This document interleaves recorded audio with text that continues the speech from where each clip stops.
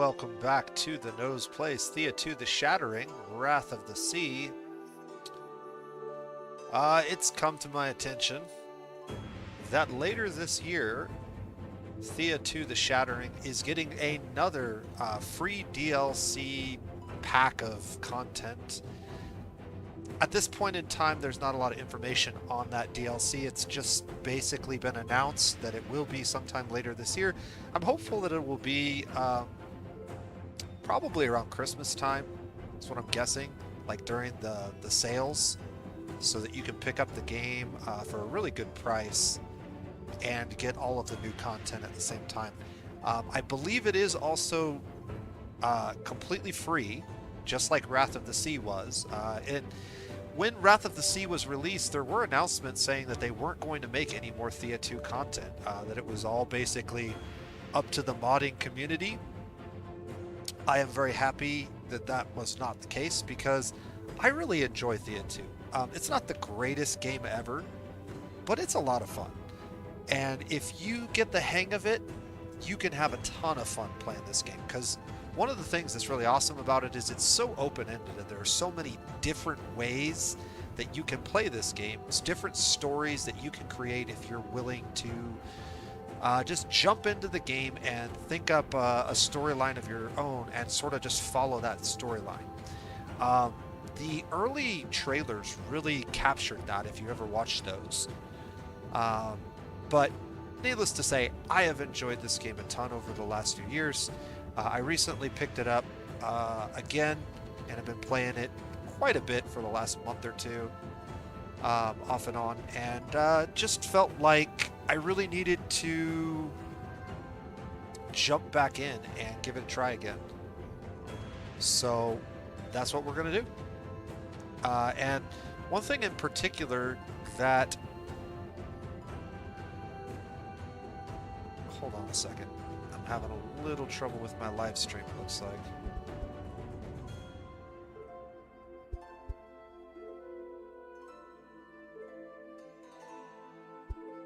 Yeah, we're gonna have to... Okay, good. I think we're back. I've been having a few issues with my live streaming every now and then, so... Anyways, one thing in particular that I'm really going to try to do this particular playthrough is spend a lot of time explaining the systems of the game and all of the wonderful little details that I've picked up and learned over the last year and a half of playing the game. So it's been a while since I've done any recording for Thea 2. But I've learned a lot. I've watched a lot of other content, some of it older, but I've actually learned a little bit from even some of the old videos from other players. So there's still content out there. There's just not a lot of it. And so the point of this is basically to preemptively get a video out there for people who want to learn more about the game. So first thing we're going to do is we're going to go ahead and jump into a new single player campaign.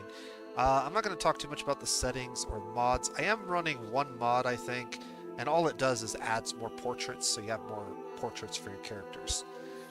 But yeah, we're going to jump right into a single player game. I'm going to go ahead and start a new game. And the very first time that you open up a profile in Thea 2, you will have all of these different gods down here, but most of these will be locked. Every playthrough of Thea, when you create a new account or a new profile, starts with 2 randomly selected gods that will be unlocked.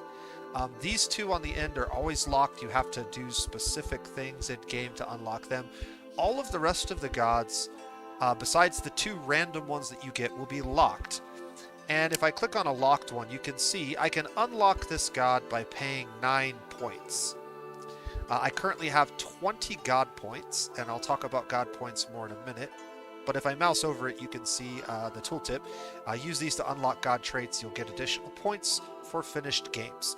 So basically, the way that you earn god points is the further you make it into the game, the more things you accomplish, the more points you get. Pretty easy peasy. Also, difficulty. difficulty is something that you'll want to take a look at. There are 3 generic difficulties, and then you can completely customize the difficulty if you want. Custom difficulties do affect this multiplier score. So if you want to make things a little bit more difficult on yourself, you'll actually get a better score at the end. And this directly applies to the God points that you earn. So if you set the game to easy, whatever you accomplish, you'll get so many God points. On normal, you'll get those same number of God points multiplied by 150%. And on difficult, you'll get up to 200% of the God points that you would have earned on easy. I prefer to play on normal. It seems to be the most balanced difficulty. Difficult is very difficult, and it really ramps it up, and you have to be pretty competent in the game to handle yourself for very long. And easy is definitely easy. So if you want a game that you're going to be able to play and not have to worry too much about like losing all of your progress to some RNG, easy is probably the best way to play if you're a new player. But if you want something that's a little bit of a challenge and you don't mind having to restart your games occasionally when things go bad, this is something kind of like a roguelite in that, because each time you play through, you get more points to spend, and you can make your starting position a little bit stronger. So I'll be playing on normal for this particular playthrough. But there are all of these things that you can adjust if you want to. I'm not going to mess with them, and we're not going to talk about them for this particular playthrough, but they might come up in the actual game. Okay, the next thing that you'll need to do is choose your god. So I have multiple gods that I can pick from. I believe in this one, when I very first started, I had Streebog and Zivana. I never can remember how to say her name. Those were the only 2 that I had. I've unlocked a few more since then. I am going to go ahead and play as Streebog in this particular playthrough, just because he's my favorite and I want to play him. So that's really all there is to it. It really doesn't matter which god you pick, to be perfectly honest. Every god has like a couple of interesting traits, and they affect the game in a few different ways, but there's not a whole lot to it, especially for your first playthrough. So don't worry about getting the perfect god. Just pick one of the 2. Whichever one you pick will probably be fine. And there are specific quest lines that you can do for the god, which have some good rewards. But they're not 100% necessary, and you really don't have to follow anything that the god says, or, you know, even their domains for that matter. You can really do basically anything you want to do. But as we're looking at the gods, we'll talk a little bit about the god cards. So the gods have these different characteristics. The first characteristic that you'll read about is always unique to that particular god. So favorable winds is Streebog's unique trait, and this allows our group to start with a raft, which I really like doing. The raft is pretty cool. It allows you to travel over the water at the very beginning of the game. There's a couple of benefits to that. It's not a very good boat, but it's good enough. It also gives you +2 movement points when traveling on the water, and that's particularly useful if you use the boat the way that I'm going to use it. And so using a boat is one of the things in the game you should learn how to do. You can make these pretty early in the game if you want, even if you're not Streebog. And there are even ways to summon one through some rituals. So boats are something you should get familiar with at some point. This just makes it a little easier to use them. Then every god will have different domains, and domains are kind of like just their personality traits. And so the domain of harmony. Harmony is the divine domain of peace, order, often akin to light, patron of diplomacy and tradition, often at odds with chaos. And then the domain of light, divine domain born out of eternal light, patron of justice and directness, unmovable pillar of truth, but also stagnation at times. What these do is these allow us to unlock specific things at the beginning of the game. They also have some impact while you're playing the game on different paths within stories. So sometimes there will be specific branches in stories that have to do with light or harmony, and those will pop up. And then we have 4 neutral, and this just gives us some diverse things to choose when we pick our starting position. Different characters will have different traits. So, for example, she has animal sense, which gives her affinity with elves, I believe, and uh, bonuses to elves and forest demons. And then crafting is decreased, but gathering is increased. So that's her starting unique trait. And then she has the domain of nature and harmony.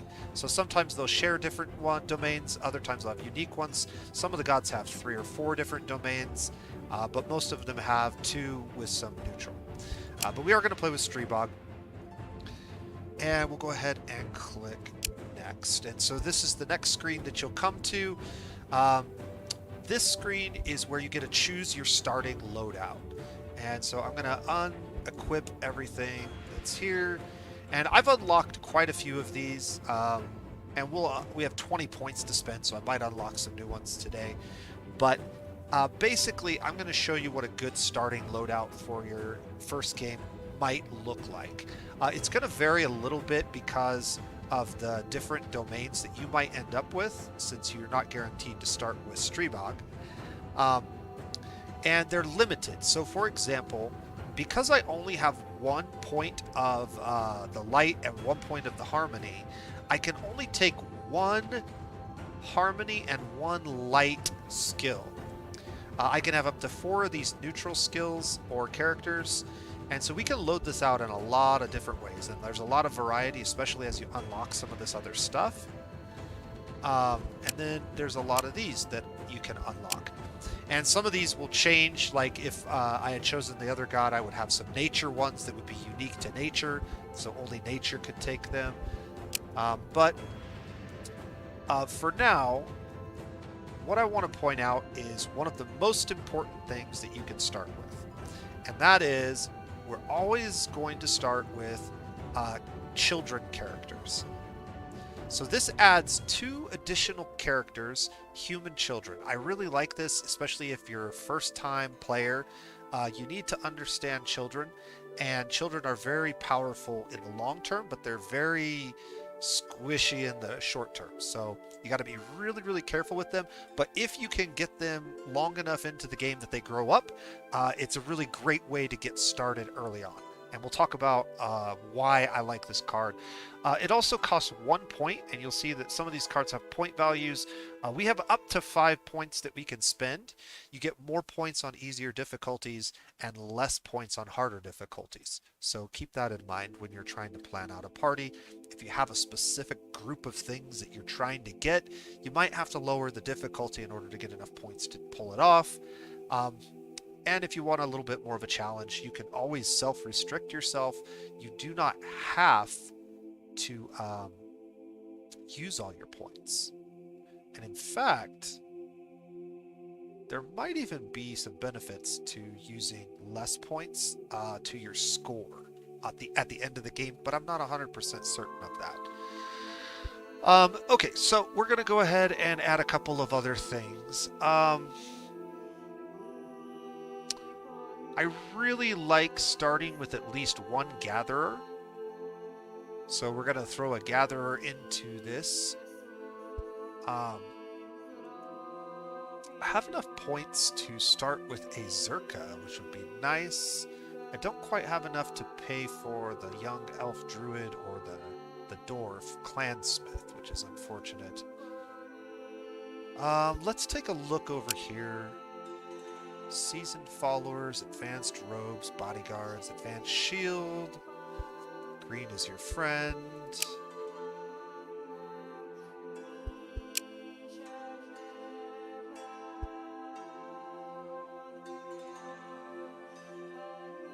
This talent is interesting. I think the tooltip is wrong. I could be off on this, but I've noticed when I've taken this in the past, you do not have to be in a boat. Groups traveling by sea receive 2 fish per turn, regardless of whether you're in a boat or not. There may be a distance to the shoreline that you have to have in order for that to take effect. I haven't really paid that much attention to, like, if I'm really landlocked, but it seems like I always get the 2 fish. Anthony Troda says hi in the chat. I am live streaming, so anybody who jumps in the chat, feel free to leave a comment. I'll try to keep my eye on that. So jumping fish is interesting. It's just a cool way to get some free food, which can be helpful, especially at the higher difficulties when you start in winter, and food is a real problem. But as far as this game is concerned, I think we're going to take a craftsman, which is good, a gatherer, which is good, the 2 children, which is good, and we have, what, 2 points left? So I could take a second gatherer, which actually fills out this party quite nicely. So 2 gatherers, 2 children, and a craftsman. This is not going to be a very combat effective party in the early game, but there are very few that are, so it's not that big a deal. As far as our last 2 slots, I'm thinking some gathering tools make a lot of sense, since we have some gatherers. And since I have a crafter, I could also take the crafting tools, but I think I would rather start with one of these other things. 30 to 50 basic materials sounds kind of nice.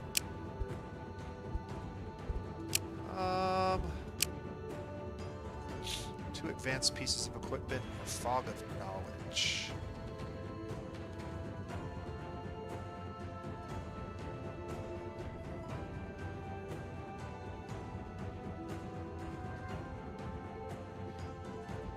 Let's start with basic maths. We might be able to craft some stuff with that right away, which would be nice, since we do start in a season where we get some bonuses. We'll talk about that. The season that you start in is dictated by your difficulty, so that's important to note. But once we get in, I'll show you the season stuff. All right, it's time to get into the game. We got to pick our chosen.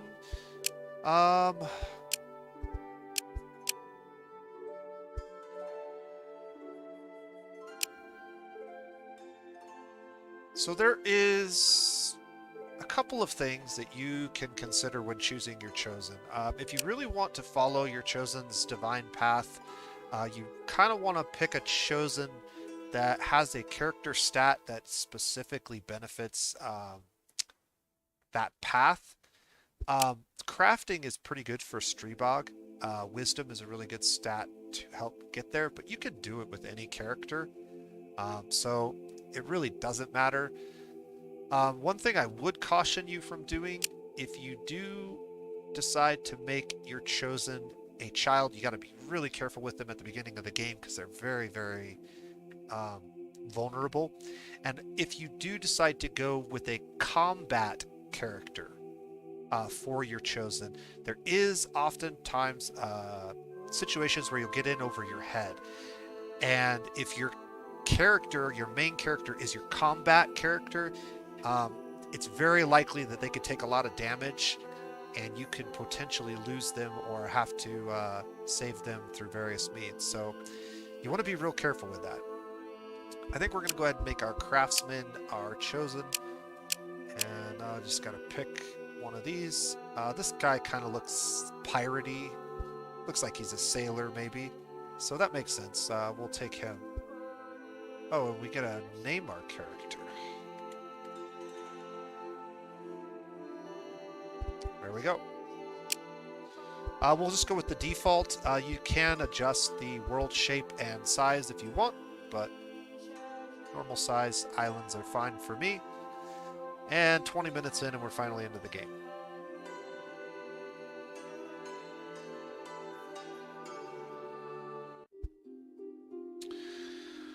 Alright, Thea 2 does have some pretty good voice acting. However, when you've heard it as many times as I have, it gets kind of frustrating to listen to it over and over again. And so I've disabled the voice acting, unfortunately for you. But when you first play the game, you will hear some really good voice acting for some of these quests. Not all of them, but many of the quests have voice acting. So I'm going to skip a lot of the quest-related stuff. We are going to talk about the cosmic seed before we get started, though. This is one of the most important things that you get in the game. There are a number of unique tasks that you can only do with a cosmic seed, and there are a very limited number of these in the game.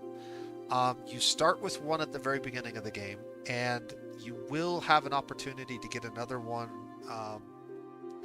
moderately through the game, depending on which storylines you try to tackle first. And there may be opportunities to get, I think, maybe one more, but I'm not 100% sure of that. I know there's definitely at least 2 you can get in every single playthrough. So we'll get the first one right now. Very important. Without this cosmic seed, we cannot do a couple of things. And then we get some free stuff. So some wood and some seaweed, which is a food type. We'll talk about that later. And every time we have one of these little adventure quests, we get a little bit of research and usually a little bit of experience. And we want to get as many of these as possible in the early game because we really need to level up our characters before the monsters get too strong for us to deal with. There's a very steep curve at some point in the game where the things just get really hard to deal with if you haven't leveled up your characters enough. Alright, and then we'll take a look around. So, here we are in Thea 2. Here's our party. When we click on our party, we have a bunch of different actions that will appear in a little wheel around your party. Your party will always be denoted by this little green flag, and so that will help you find it on the map. You can also just navigate around using the WASD keys, which is nice. I like to do that quite a bit. And let's talk a little bit about the rest of the interface. So over here to the left, we have this nice little menu and map. These are both really helpful. There is a little arrow key here and here that you can use to cycle through different groups. One of the things that you're able to do in Thea 2, which is very high level but very useful, is you can split parties into multiple groups. And so you can actually have every single one of your members in your group in its own unique tile. They don't have to stay in a group. However, characters that are in a group get to deal with challenges as a group. Characters that are by themselves may or may not be able to do that. Depending on the difficulty level that you choose, characters that are close together, typically on normal difficulty within 3 tiles of one another, can participate in challenges together. So even if they're not directly on the same tile, they can still participate in challenges that somebody encounters. At easier difficulties, I believe that range can increase even further. And at the hardest difficulty, characters can only help each other in challenges if they are on the same tile. So that's a really, really big difference that you'll want to be aware of, depending on the difficulty that you use. At the beginning of the game, you're so weak, you really don't want to be splitting up your characters except in very special circumstances. But if you do, you can then cycle through these. And actually, let me show you real quick how you would do that. To split up characters into parties, you're going to want to go to the inventory page. And you can see the inventory page is split in 2, and there is Expedition 2 over here. Now notice there's nobody in Expedition 2, but if I were to say take one of my characters and move them over to Expedition 2, I could close this, and now you can see there's sort of 2 flags stacked here, and if I click on this, you can see that I can move to Expedition 2 or Expedition 1. Now, I can combine these by joining the groups back together. And as long as I don't end my turn, it doesn't really matter. So, until I end my turn, we're not going to have any negative impact. Another thing to keep in mind is when you split up groups, the groups do not have the same equipment. So if I go back to inventory here, you can see that all my equipment and resources are over on this side of the screen. There are none over here. Okay, I can sort of minimize what I'm looking at by clicking on all those tabs, so it just helps you organize what you're looking at if you want to. You'll get a lot of materials collected at some point. But when I close this and I come out here, you can see that I have a little warning at the bottom of the screen. It's a no fuel alert and no food alert, and this is from splitting off one of my characters with no food or fuel in their inventory. So if I wanted those to go away, I would have to move some of this wood and some of this food over here. And you can do that just by dragging it across. There is also a quick transfer button for food. So if I click this, I can transfer the type of food and the quantities that I want. There's a couple of different options there. We're not going to go into that right now. I'm going to move her back over here, and that gets rid of the group. So we don't have to deal with that anymore. But just for your knowledge, you can split up your party, and you should split up your party in some circumstances, which we'll encounter later on. Okay, other important information over here. You can see our remaining movement points, the remaining number of turns that we can feed everybody. Every turn, a person in the group will eat a random food until we're out of food. And then every turn that we set up a camp, we'll use at least one wood. In some seasons, it will be more. And when we run out of fuel, there are some problems. Specifically, all crafting and gathering tasks become much more difficult if you don't have wood. Finally, there is an encumbrance. So this little anvil shows our weight and our weight capacity. So my group has a total weight capacity of 3,106.2 units. We could say pounds, but it's not really pounds. And we're currently carrying 995.3 units of weight. The more stuff we collect in the game, the more equipment that we collect in the game, the heavier our group gets. As we exceed this, it will reduce our movement by 1 point for every, I think, 1,000 that you're above the weight limit. And so at some point, your party gets so encumbered that they literally cannot move anymore. They run out of all their movement points. There are some different ways to increase this. Obviously, the more people you have in your party, the more people you have to carry stuff. So having more people increases it. There are certain items that will increase it. And then I believe your strength statistic also has a factor in how much you can carry. So those are all important things to keep in mind. This button will just take you to the position of your group. So if I'm off screen and I click on this, maybe that's not what it does.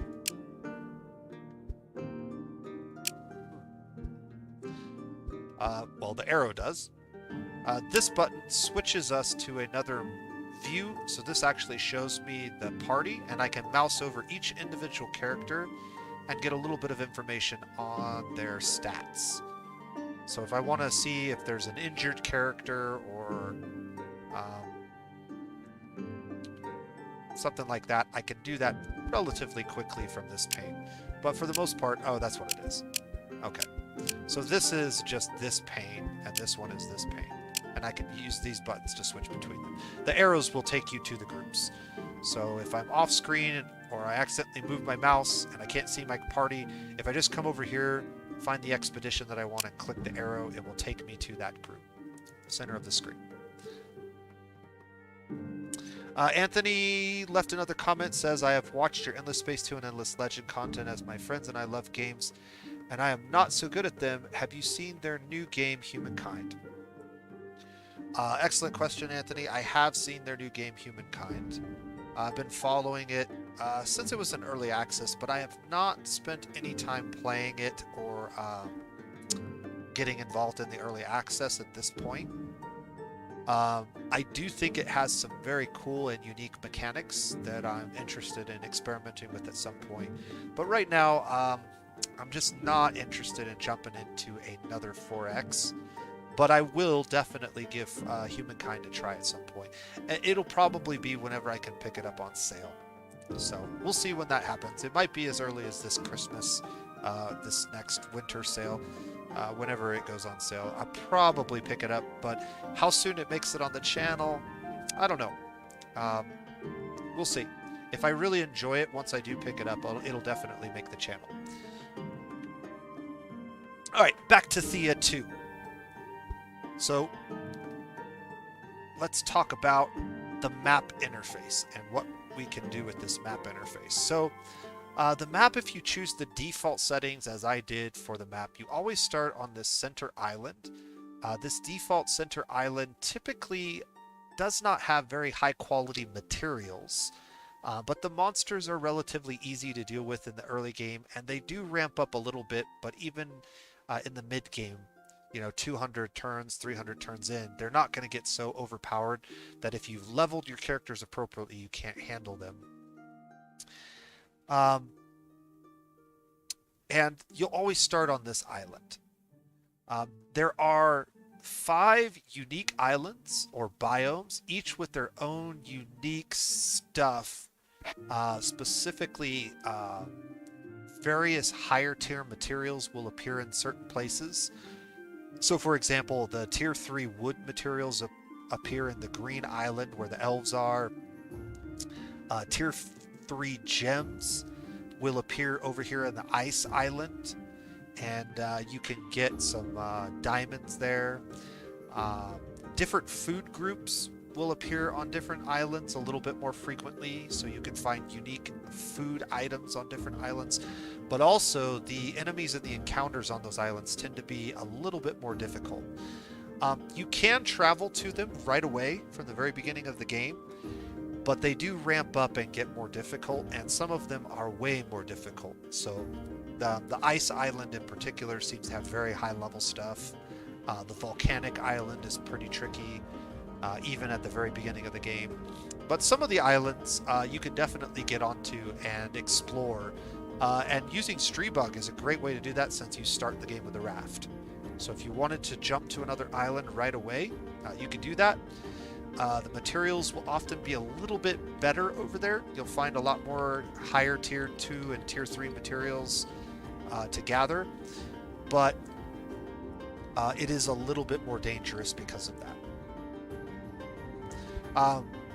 A couple other things that you'll want to do with the map: this button, toggle resources, also shortcutted to Q, will actually activate, and you can see now there's little symbols in these tiles indicating that there are materials that can be gathered there.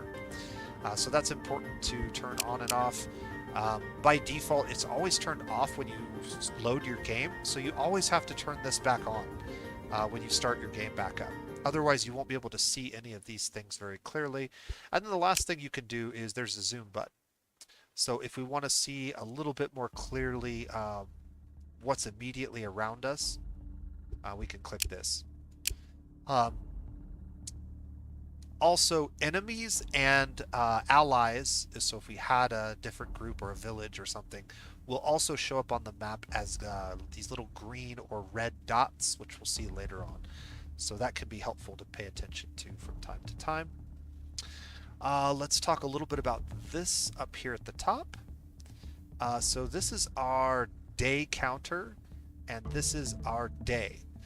So the season counter here tells us what season we're in, and there are unique season effects. Seasons last for approximately 36 turns. So we just started the season of autumn. And if I click on this, this will tell me what the special effects for autumn are. There are 4 unique seasons in the game, and each season has sort of a theme or sort of a bonus or a thing that it encourages you to do. The theme for autumn is crafting. So crafting is 25% faster. You get a free boost to any crafting that you do. This includes foods, composites, and gear. And then enemies are aggressive during the day as they are during the night. So what this means is that typically enemies are more aggressive at night, but in the autumn, they are equally aggressive at day and nighttime. Possible weather conditions, you can mouse over these and they will tell you a little bit about what each one of these does. And that's autumn. At normal difficulty, you start in autumn. On different difficulties, you will start at different seasons. Anthony says in chat, what could this game be compared to? I've never seen it, but it looks really interesting. That is a good question. I'm not 100% sure that Thea has anything that it compares very one-to-one to. It looks a little bit like a 4X game, but it plays a little bit more like an RPG. So it's a little hard to tell. It's sort of a mishmash of different genres, and that's what makes it very engaging for me, because I like the way that they put all these different genres together. So I would encourage you to watch some of my content on this particular game that I have already made, or just follow this live stream over the next week or so as I continue to do it, and you'll get a pretty good idea of what this game is. But it's a combination of 4X, explore, exterminate enemies, complete quests, expand. Like, you could do a lot of things. Expansion is probably the one thing that you don't do in this game particularly well, because there are some very big limitations on the number of cities that you can create, and we will definitely talk about that in detail. So you won't have like a whole massive colony of cities at any point in this game, really. But you can have a very large group of explorers, and that can get so big that you split them up into different groups, and you can have 3 or 4 different groups roaming around the map at once. But that's really about it. Each group can have a large number of people in it, though. And each character has some unique traits, and there's some storyline stuff, and so it's a little bit of an RPG with some 4X flavor, and a combat card system, which we'll look at in a little bit. Crafting is a big part of the game as well, and one of my favorite parts of the game, and why I keep coming back to it, I think. So it's got a really interesting crafting system, which we're going to spend a lot of time dissecting. Okay, we're still on turn 1. We haven't done hardly anything.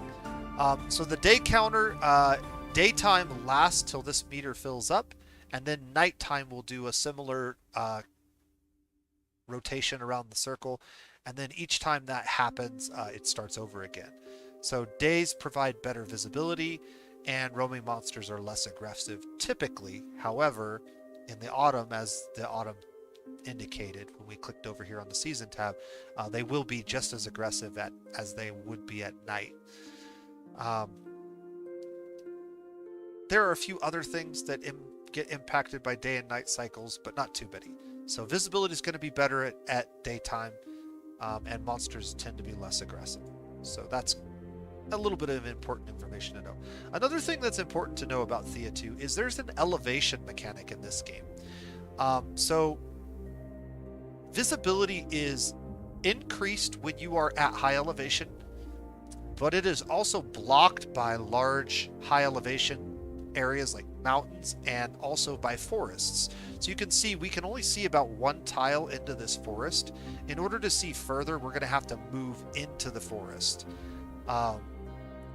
And if we move on top of this mountain, it will actually increase our vision by about 1 tile. So if you want to see what's around you, a great way to do that is to move up on top of a high elevation point, which I think is what we're going to do for our very first move in the game, and that'll give us some more information on what's around us. Moving onto terrain with trees and mountains uses up more movement points though, so it's going to take our entire movement to get up on top of this mountain, but it should give us a pretty good idea of where we want to go on turn 2. Okay. Well, maybe not as good of an idea as I had hoped. Sandstone is not a super useful starting material.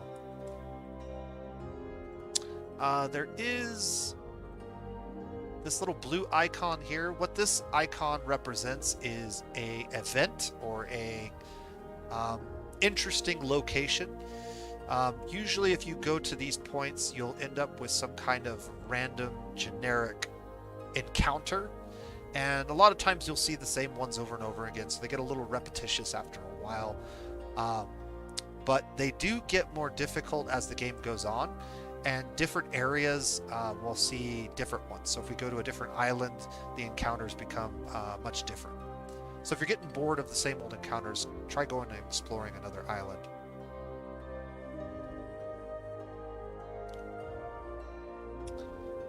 Okay, so now that we've used up all of our movement, let's talk about other things that we can do. So we can always set up a camp to end our turn. Once we set up a camp, we can't really move our characters anymore. But there are some other things that we can do, like gather materials, craft food, do some research to help unlock new technologies. So I think we're going to go ahead and set up a camp. So now that we've set up a camp, we have access to all of these things over here. So in a camp, obviously we can check our inventory and split up an expedition party if we want to send like one character out to do something. But since nobody has any movement left, that's kind of pointless. We can also look at our equipment and adjust equipment accordingly. So if we look at what we started with an Elven Gathering tool. This will increase a character's gathering stat by 125%. We happen to have two gatherers. This one has a gathering score of 7. And this one has a gathering score of 7.8. 7.2. So, the one with the higher score is going to benefit from this tool ever so slightly more. That will put it up to almost 9, and so she will be a much better gatherer. Or at least a mildly better gatherer. We start with some basic equipment, so bone bows, amber crossbow, another bone bow, a leather artifact, and an amber club. We'll talk a little bit more about the unique types of weapons and my thoughts on weapons a little bit later in the game. And then we also have some armor. Armor provides shielding. Some armor can shield various types of damage. Other armor can only shield one type of damage. So you can see I have a shield with 3 colors down at the bottom there for this amber armor. That indicates that it can provide shielding in 3 types of combat. This one you can see only is red, so it can only provide shielding in red physical combat. And we'll talk a little bit more about the 3 types of combat a little bit later. The very beginning of the game, one of the very first quests that Theodore gives you is to craft some food. So we're going to go to cooking and composites, and I'm going to explain a little bit about food. If we go to new tasks, you can see there are 3 tabs up here. The first tab is food, and you can see we know how to make sweet meats. So spicy meat with fruits. Primary ingredients include meat, fish, honey, and eggs. Secondary ingredients include berries or fruit, acorns, spices, and herbs. Now, we don't have a lot of food in this type. It's only going to show us the foods that are compatible for this type of cooking. But we do have some.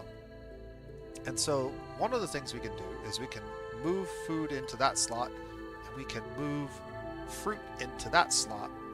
And you can see if we take 5 food and we take 3 fruit, that's 8 total food, we will end up with some of these Rolanda. Rolanda is a nice chunk of meat rolled with veggies. And this is going to produce 12 of these. So one of the things to understand in the game is resource management is really, really important. And one of the resources that you will often run out of if you're not careful in the early game is food. This becomes really, really difficult in the winter time when food becomes very hard to collect. So one of the ways to expand your food is to craft it. So if you have these basic ingredients, you can take 8 basic ingredients, which would basically be 8 meals, and you can turn it into 12 meals, which is really, really cool. So we're going to go ahead and confirm. That's going to create this activity, and you can see some numbers here. This first number is how much meat we have. The second number is how much meat we will consume when we cook this. And then the same is true for the fruit. Down at the bottom here, some important information. This tells us how many we will make, and this tells us how many we already have. This tells us the number of crafting points required to make this. So as long as a character has 50 crafting points, they can make this in a single turn, which is good. If they have more than 50, there is a potential where you can actually make this multiple times in a single turn. And so instead of making 12, I could make 24 or 36 if I have enough crafting and I have enough resources. Once you run out of resources, you'll run out of the ability to craft this. Okay, so all of that's really important. At the top here, there's this little infinity symbol, and this determines how many of these I'm going to try to craft. I can craft a specific number, and you can see that the numbers over here changed, right? Indicating that I don't have enough to make 2 of these, but I have enough to make 1. And setting it to infinite will basically just make it till you run out of materials. Another really important feature that you'll want to use a lot in this game is the favorites feature. And what we're going to do is we're going to make this a favorite. So I'm going to go ahead and tag this with the star. So you click this little drop down, tag it with a star, and that makes it a favorite. And what this is going to do is it's going to leave it in a list over here. And this list can get quite long and quite cumbersome. But I'll show you some ways to help you with this. But this makes making this particular meal again much, much, much easier. And so we'll be using this a lot in the future. So we're going to go ahead and add this to favorites. Now, at any point in time, if I want to get rid of this, I can just hit trash, and that gets rid of it from the queue, but it stays in the favorites list. Okay? So if I want to add it to my tasks, I can just add it like that. And this will always stay here, even if we break camp and move around for a couple of turns. When I come back to camp, my favorites menu will stay here. Anything that I had in tasks gets wiped out when we break camp. And so it's real important if you have a repeated task that you're going to be doing frequently, that you add it to favorites. And that's done again by clicking the star. You can always unfavorite it by unclicking the star if you want to.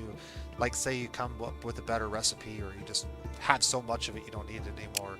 You can always do that if you want to thin out your favorites list. But make use of this early on in the game and get familiar with it. It's really helpful. Okay, we're going to go ahead and get a crafter over here. Now you can see I have a bunch of characters over here that are available. I'm going to click this button.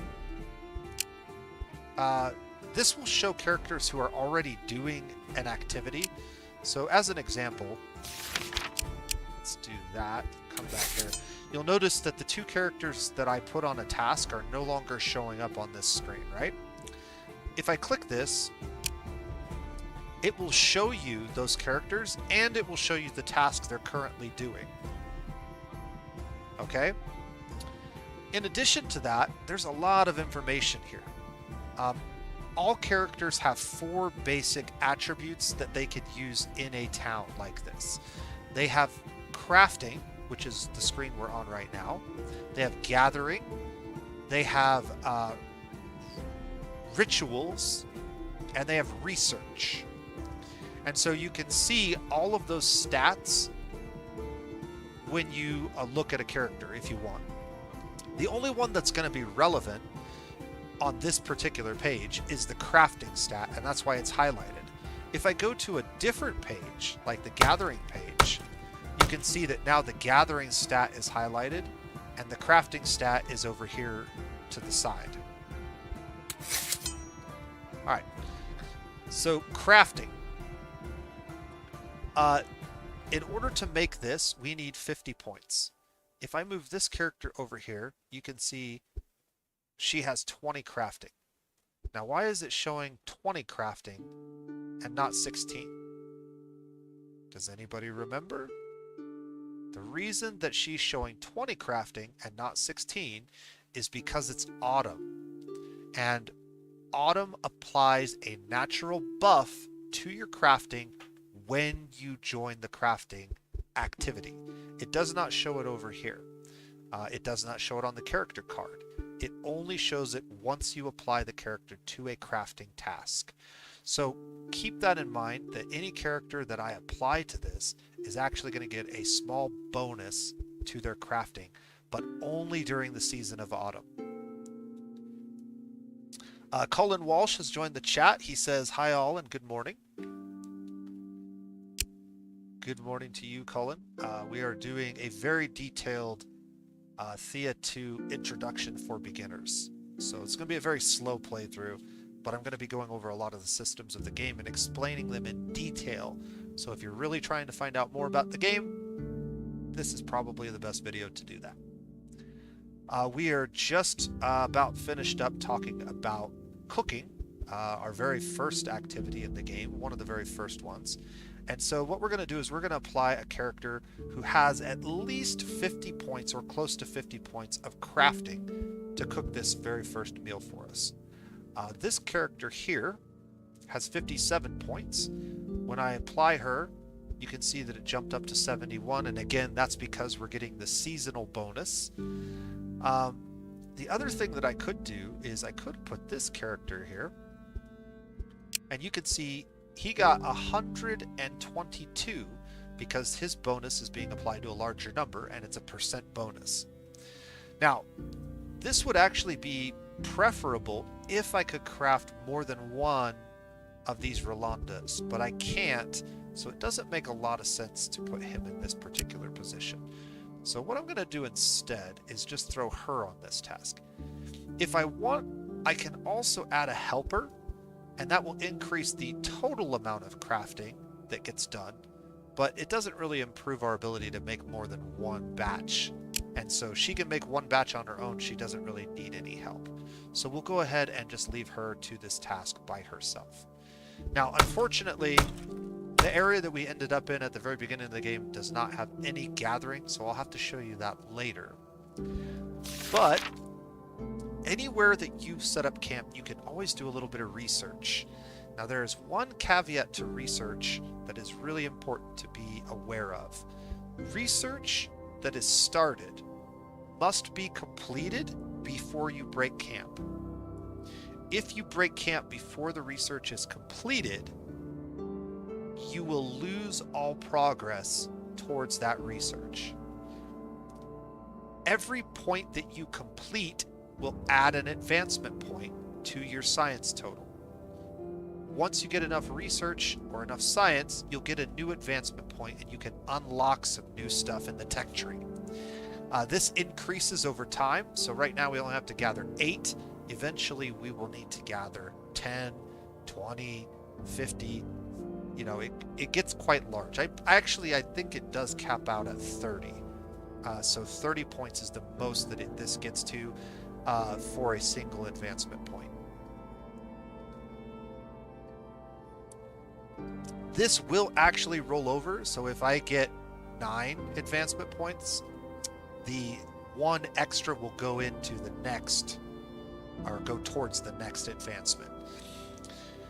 So good to know. So if I put my two smartest, most best research characters over here, we can see that it's going to take 5 turns.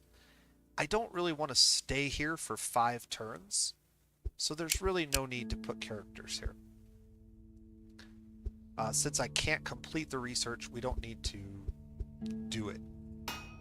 However, there is something I can do over here.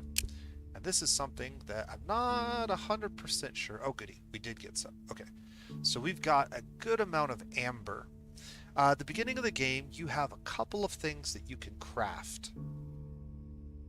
All characters, regardless of whether they're craftsmen or not, can craft materials. Craftsmen just tend to be better at it. The beginning of the game, you start with these 3 recipes, and you can unlock new ones through the research tree, which we'll look at shortly.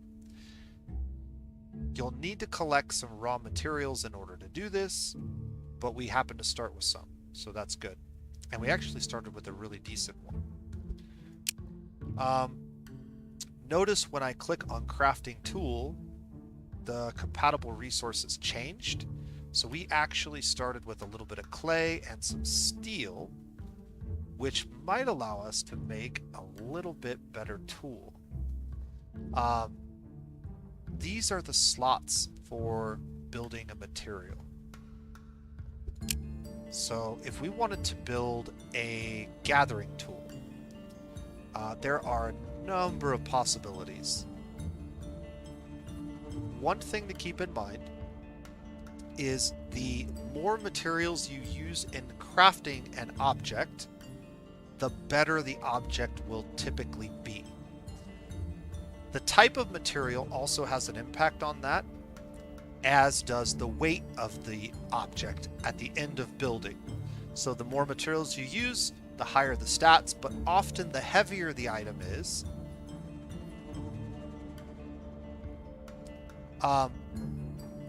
each material, if I mouse over one here, has a couple of important stats to pay attention to. The first stat is gem essence. So essence is unique to particular types of material. So gems have a specific essence, wood has a specific essence, stone has a specific essence, and this essence largely doesn't have a major impact in basic building, but at the higher levels of building, and particularly with weapons and armor, there are some unique attributes that you can give to your weapons and armor. So that's really important to pay attention to, but we're not going to talk about it right now. Just be aware that it exists. Every material has a unique essence, and there's a symbol for that essence. And so you can see this little cross-shaped bubble. That's the essence symbol for gems. The essence symbol for wood is a bubble with a little teardrop in it. And that symbol becomes more relevant once you understand the effects that get applied to weapons. For example, wood weapons will often apply an effect related to, I believe it is either lifesteal or poison. So one of those two things. We'll look at it when we get to that. While this provides an effect that typically provides, I believe, like an AoE to your weapon. So using gems can provide AoE attacks, which is cool. And that's what that symbol sort of hints at. Essence is the other thing, the amount of essence. So 0.5 essence in gems, 0.5 essence in wood. Materials have different tiers, and we'll look at that later on. These are both tier 1, so tier 1 materials all have the basic same amount of essence. But there is a difference in their weight. Wood is much heavier than amber, and weight becomes really important. Since we have a lot of this amber, 24 amber will make us a gathering tool. This gathering tool will have a bonus of 1.8 gathering and a total weight of only 32, which is pretty light. If I wanted to make the same tool out of wood, notice because we're using slightly more wood in this recipe than we would amber, the number's a little bit higher. So there's more of that essence in the item. That's why the stats go up. However, notice how much heavier it is. 75 units of weight. This is a much heavier tool, and it would be very difficult for a character with a low strength to carry or use this tool, even though it's roughly just as equivalent as the amber tool. And so these numbers up here are important not only in the type of material, but the amount of material. So you might ask yourself, well, why would anybody want to make something with 11 leather if you could make it with 18? And the answer is, well, if I make something with 18 leather, leather's a fairly heavy material. That might be too heavy for some of my weaker characters or children characters to use. But if I had leather and I made it with only 11 pieces, yeah, the stats won't be as good, but at least a child or a character with low strength could pick it up. And so that's what the benefit of having multiple categories or multiple slots with the same material but different amounts is. The purpose of that is to allow you to create things with different amounts of weight, different amounts of essence, and mixing and matching is really, really cool. So the other thing that I could do is I could mix a little bit of wood and a little bit of gems together, and I get something that's sort of in between. So it's a little bit better than gems alone, stat-wise, but a little bit heavier. Since we need the wood for other things, I'm going to save the wood for now, and we're actually going to make one of these. At the beginning of the game, I would highly recommend that you build mostly tools that have a flat bonus. So the Gatherer's Aid has a flat bonus. If I click on the Forager's Aid, you can see this is a % bonus. Characters at the beginning of the game have low stats. Percentages don't work good on small numbers. And so you're almost always going to find more value out of this tier of weapon or this tier of tool until your characters get quite a few levels. Once they start to get higher levels, then it's okay to start looking at the Forager's Aid or the Scavenger's Aid, which has some unique benefits to group carry multiplier and rituals. But let's go ahead and build one of these. And you'll notice that this is very, very similar to the last page that we looked at. This denotes how many of these we'll create when we craft it. This tells us how much crafting is required to build it. And then there's some new information here. So masterwork quality is a chance, a random chance that you get based on your crafting talent. The higher your crafting score, the better that this becomes. There is a cap to it. I don't really know what it is. I think it might be around 25%. Trash quality is a chance to create the item with lower than normal stats. And basically what happens when you get a trash quality item is you get less essence than the recipe dictated. When you get a masterwork, you get a little bit more essence. So just a random chance that those things would take effect. We'll talk about this more later when we get to tier 2 resources, where we get wild and improved resources that have some influence on this. Just like before, we can create a list of our favorite things that we want to craft. So if we have something that we want to craft in the future, or maybe multiple times, we can go ahead and add it to our favorites list. And that way, even if we pick up and move from this location, this will be over here and I can just quickly pop it back into the queue whenever I want. All right, we're going to go ahead and take our main character and we'll throw him on here. And we can see that with his current level of crafting, he is able to get a master quality 3% of the time, but because his skill is not particularly high, he has a 10% chance of creating a trash quality item. So there is a small chance that this will be less essence than we have currently listed for the recipe. And that means less essence, less stats, so this probably be like a 1.5 or 1.3. It'd be significantly inferior to the number that we're seeing here. But there's also a very small chance we could get a masterwork, which would be a little bit better, maybe 2.1. So we'll go ahead and get that crafted. If we wanted to, we could add a helper, but again, because we're only crafting one and there's no rollover, it doesn't really matter. So he can do this by himself, he might as well. We're not going to talk about rituals right now, and we are done with this. So we can close this out.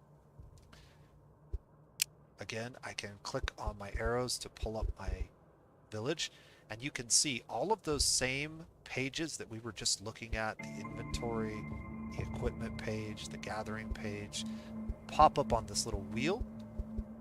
And so I can click on any one of these to get back here, and then I have my shortcuts over here to the side once again. So a little handy tool there, but I think we are officially done with turn 1. We don't have anything else we need to do this turn. So I'm going to go ahead and hit the end turn button and move us into turn 2. Okay, so this is Theodore giving us the food quest that I was talking about earlier. We got a little bit of research and some experience points, which is cool. And boom, over to the right of the screen, all of the activities that we accomplished over the end turn will now show up. So anything that's over here will show up. If it's completed, it will have a little green circle around it. And so this is the tool that we made, and this is the plus 12 food that we made. I can right click this to clear it, or if I click on it, it will take me back to the page where I made it. And you can see that my crafting, because it was only set to craft 1, that has disappeared and he has been kicked back out.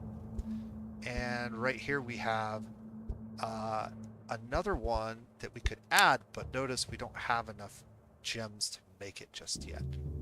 So we're not going to do that. But if I go to cooking, because this is set to infinite, this will never leave the queue, even if we cannot make it anymore. So that's an important distinction to make. If this had been set to 1, as soon as we finished that 1, it would kick this out of the queue, and she would have been kicked back over here to available workers. But since it's set to infinite, she will stay here until we get more of these resources or until we move her to something else.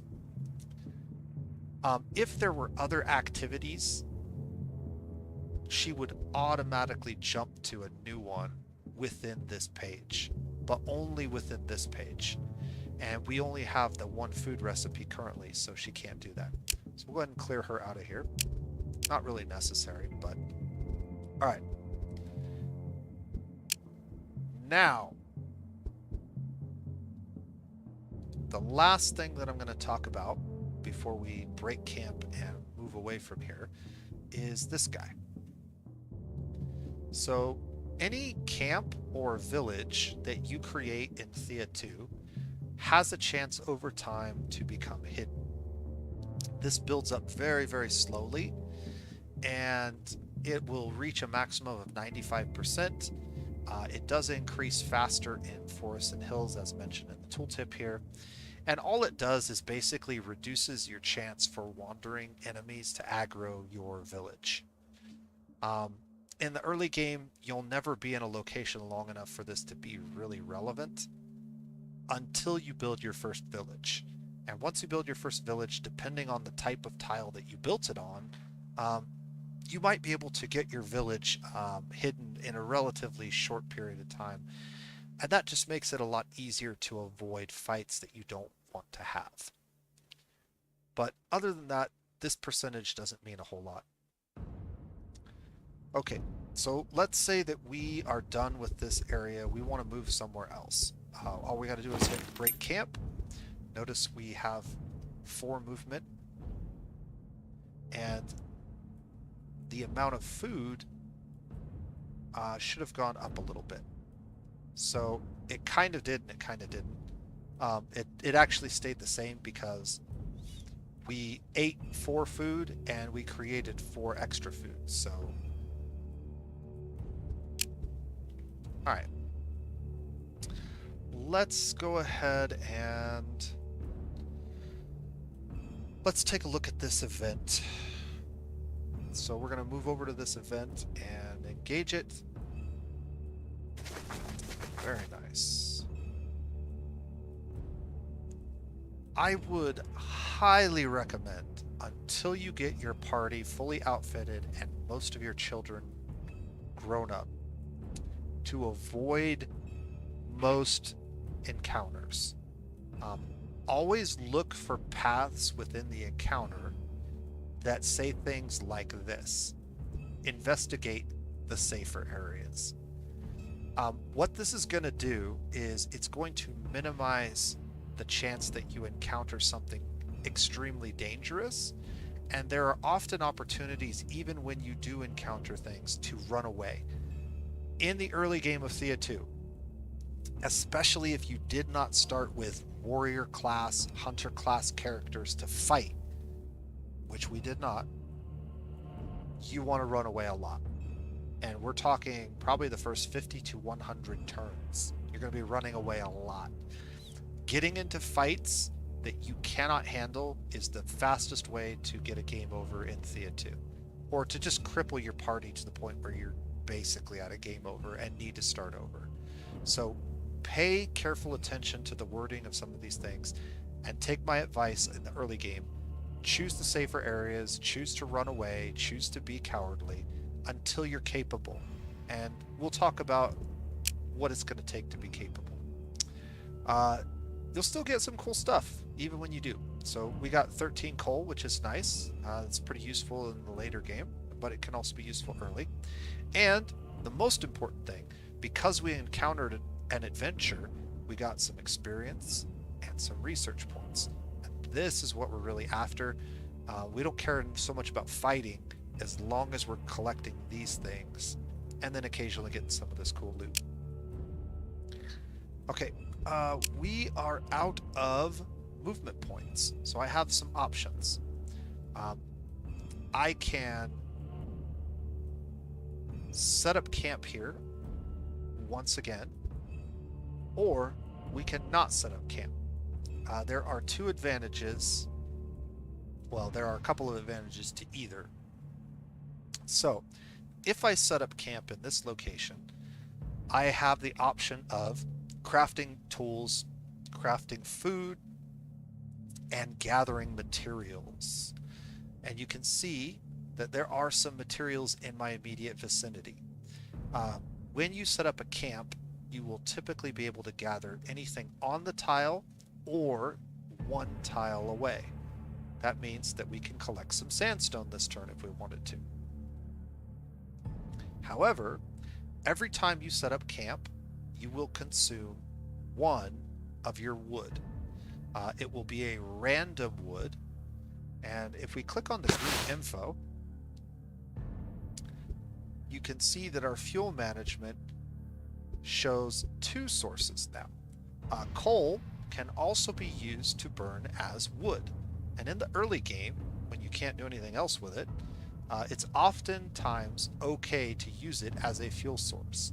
You typically don't want to use it as a fuel source as long as you have other wood to burn, because it's very valuable in the late game. So I'm going to turn this off, and we are not going to burn coal. That means we only have 14 turns before we run out of wood if we set up a camp. Every turn we don't set up a camp, we won't burn any wood. So if you need to conserve wood, one way to do that is not setting up a camp. These buttons down here are also pretty helpful, and I'm going to go ahead and check this one. This will say that anytime we get a new wood source, a new fuel source, it will automatically give it this symbol instead of this symbol, so that we won't burn it on accident, because it might be good and we might not want to burn it. We'll talk about this other stuff a little bit later. While we're on this page, we should probably talk just a second about morale. Morale is a very important stat. It is one of the most important stats to keeping your characters alive.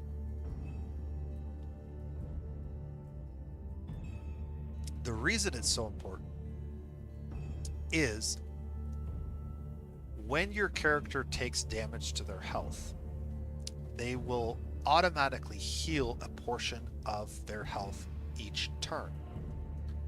The amount of health they heal is directly related to how high their morale is. So a couple of things will occur. If you get certain tiers of morale, your health regeneration or mental or spiritual regeneration will increase.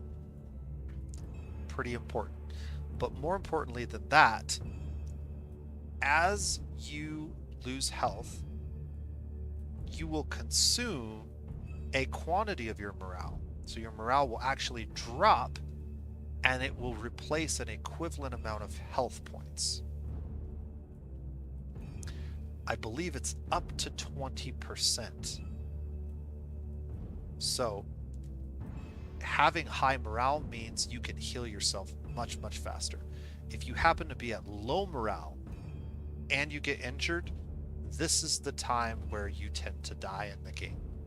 If you have high morale and you get injured, there's a pretty good chance that you'll heal yourself back up before you die. And death in this game is very RNG and very sudden. Like, you'll be doing just fine, and then all of a sudden everything goes to crap and you die. And it's very, very frustrating. So you want to be very careful not to have that happen. One of the best ways to avoid that is build your morale. How do you build morale? Easy.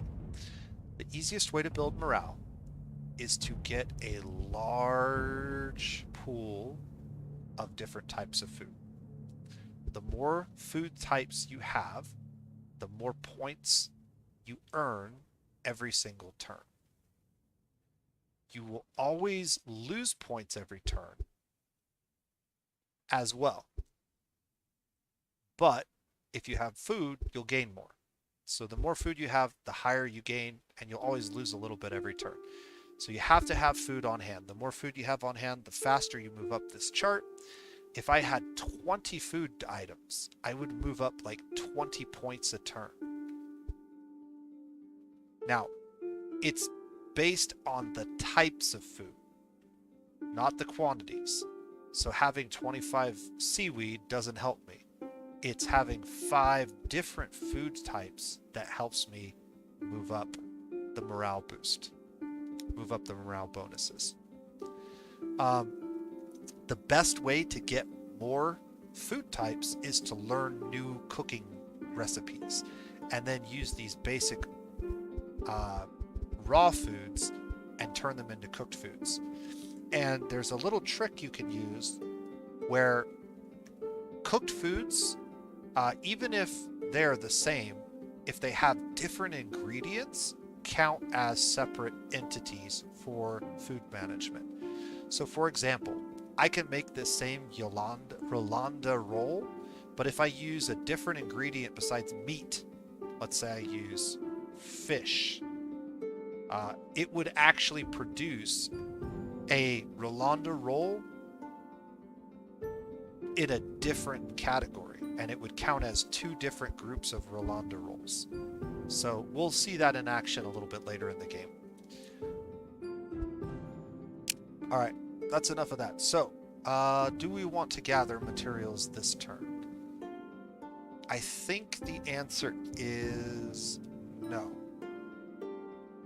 What I really want to do is I really want to move to this tile, and I really hope there's something like a food tile over here that I can't see, and I want to gather a bunch of this topaz.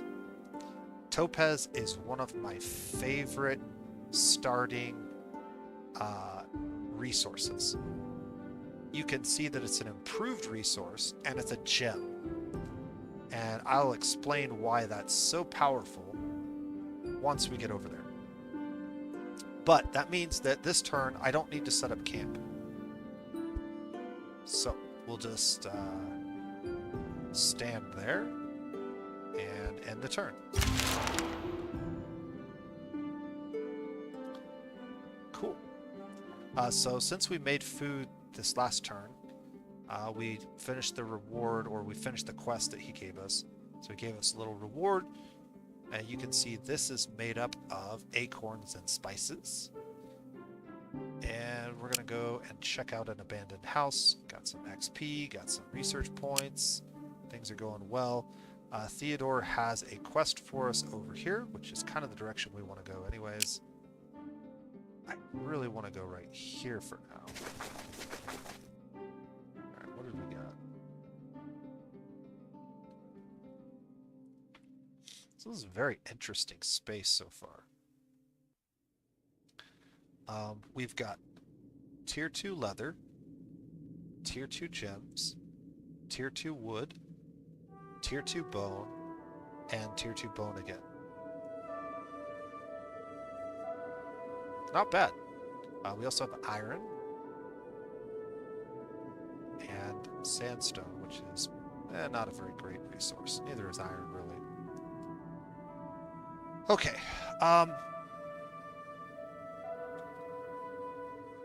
If I wanted to move, I can't move onto this tile because it takes 3 movement to move across the river and up a mountain.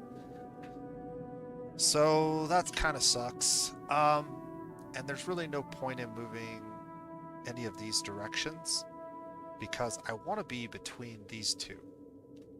These are the two that I have my eye on. The reason I need to be near the wood is so I can gather more wood, because we only have 14 turns of fuel.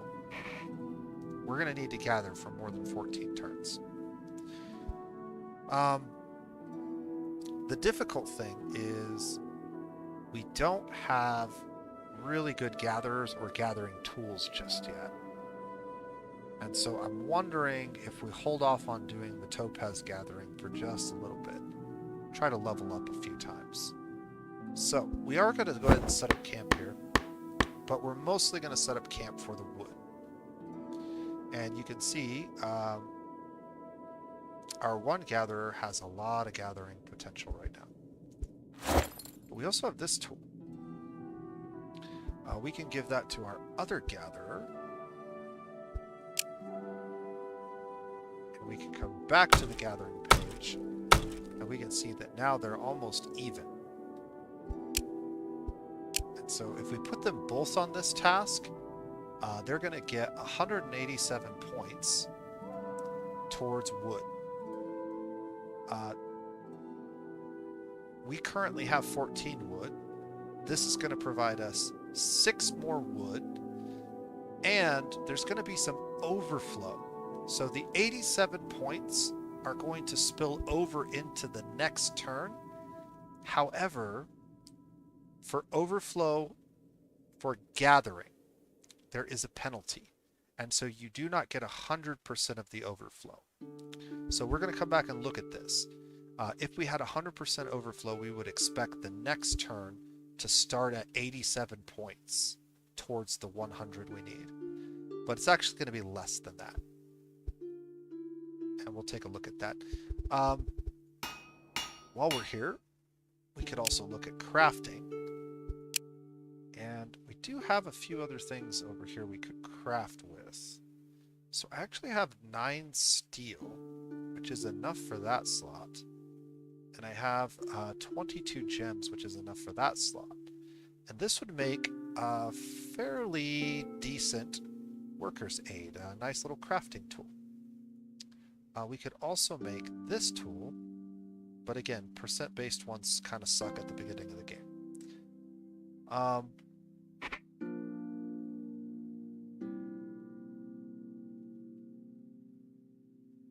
think this is probably worth doing.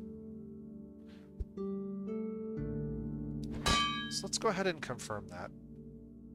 And notice, since steel is a tier 2 resource, it has more essence than the wood or the gems did. It is at 0.9, and it also has a different symbol. Metal essence has that little symbol there. I believe that symbol indicates things like armor penetration, something like that. Steel's pretty heavy, so this is going to be a fairly heavy item. It's going to weigh 54, but since we're using gems, it's not super heavy. Alright, let's go ahead and put our main crafter down. And notice he got that same buff for autumn. And then, because we can't complete this in a single turn, I could try to give him a helper. Now, unfortunately, the helper is really not going to help him, because he can do it by himself in 2 turns. Putting the helper on there also gives him 2 turns, so it doesn't really make a lot of sense to do that. We could put our extra characters on research, but again, we're not going to stick around for 8 turns, so there's really not a need to do that.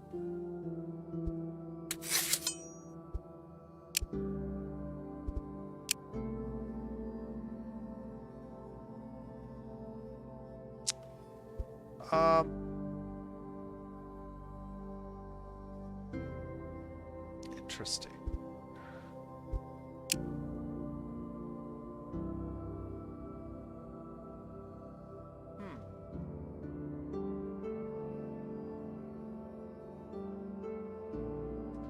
So we could make some sandstone out of the clay. I could make 24 sandstone if I wanted to. Is that worth considering?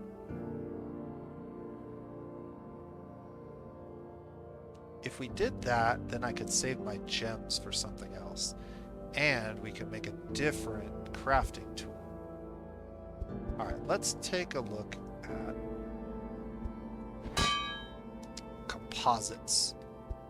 So, one thing we can do here is create foods. The other thing we can do is create composites. Composites are basically shorthand for taking one type of stone and turning it into another, or taking one type of wood and turning it into another. And so there's a couple of ways you can do that. You can turn tier 1 items, and you can take a bunch of tier 1 items and mash them together and turn them into tier 2 items, which can be helpful.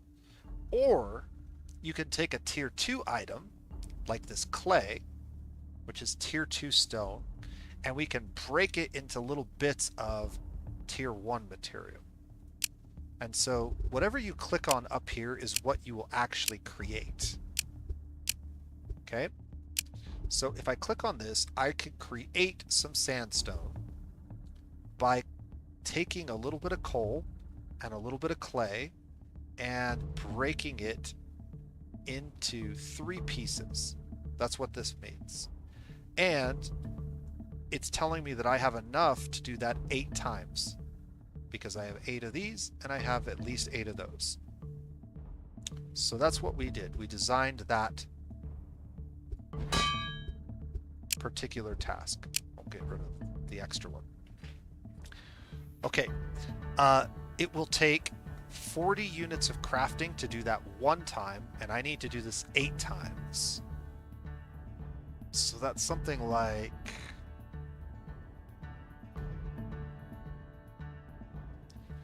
320 crafting. So that would be like 3 turns for him. And because he can do this, so we will get 9 of these done, 3 a turn. It'll take him 3 turns to do all of this and turn it into sandstone. So now if we go back to crafting, I'm going to leave this here for now, but we're going to go ahead and design a different design. And you can see we don't have any sandstone over here, so I can't design the recipe on this screen. But if I go down here to the design screen, it shows me all the available recipes, all the available materials in existence, even ones that I don't have, even ones that are going to be really hard to get. And we can find sandstone, and we can put 16 sandstone, and then we can take that steel, and we had 9 steel, so I can put 8 steel, and we can see that this is a slightly better crafting tool than the one made of gems, but it weighs significantly more. I'm not too concerned about the weight, so we are going to go ahead and confirm this because I want to save my gems for something else. Now notice we only need to get 16 of these. We don't need all 24. So if I come back to this screen, we can change this to 16. So if I do 3 at a time, I can do 3, 6, 9, 12, 15, and 1 more gives us the amount we need. This is telling me that I can complete this entire stack of 6 in 2 turns. That's not bad. So 2 turns to complete this. We'll get some wood gathering, and then these characters can't really craft any meals because we don't have any food recipes. But one of the very first things, let me show you what we're doing here. So up here is the advancement point. This takes us to the tech tree. And just, we'll take one quick look at this, but we're not going to spend a lot of time on this page right now. We will definitely come back to it. Here's your tier 1 resources. There are 6 of them. 1, 2, 3, 4, 5, 6. Each tier 1 resource can make 3 tier 2s. And each tier 2 resource can make a single tier 3.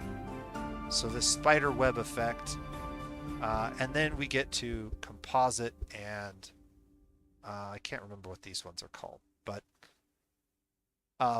we're way far away from learning all that. But if you want to look at the different resources, this is an important screen, and this is where you learn to gather them. So for example, if we wanted to learn to gather that topaz, we would want to click on this. It takes 1 advancement point to do that, and more to do the higher level ones. We're not interested in that. We're interested in food. One of the things we have a bunch of right now are vegetables. But we don't have any food recipes that use vegetables. So, what we can do is we can find a different food recipe that includes vegetables. I highly recommend that you pick up one of these 2, meaty meals or traditional menus.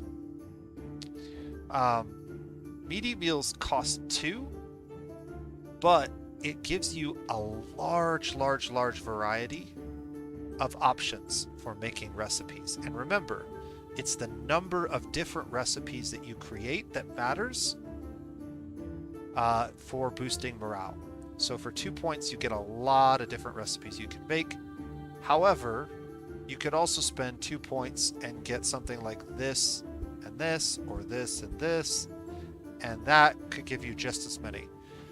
For your very first point this is actually a really good because we have a bunch of vegetables and we have a little bit of meat. And so that can sometimes work. But since we're running so low on meat and I don't have any fish or meat near me, I think I'm actually going to pick this one. And what this is going to allow me to do is create some vegetarian meals with all of the vegetables that we have. See, no meat, no fish. We'll find some eventually, and we can always get those other recipes at a later point in time. So now if we come back to cooking, notice our cook meal is still over here. And now we have this new recipe. And since we have large quantities of all of these things, we can mix and match these up as many different ways as we can. So for example, I could do seaweed with seaweed, and that's going to give me green soup. And if I click this, that puts it in my favorites menu. Then I could do seaweed with mushrooms, and that's going to give me green soup, but it's going to be green soup with mushrooms, which is a different item. Add it to favorites. Then I can do seaweed with vegetables, and that's going to give me green soup, but it's a different one. And we can do the same thing for each of these. So we can do a mushroom bake. We can do a mushroom bake with seaweed. We can do a mushroom bake with vegetables. We can do vegetables with seaweed, which has given me pickles. Vegetables with vegetables. And vegetables with mushrooms. Okay, so now that I've done that, if I get out of here, look at all of these. So they're all over here in the favorites menu. The favorites menu now is multiple pages long. But if I click on show possible, it will limit the number of these that we can do. And so now I have to decide which ones I want to make. And what I really want to do is I want the most variety.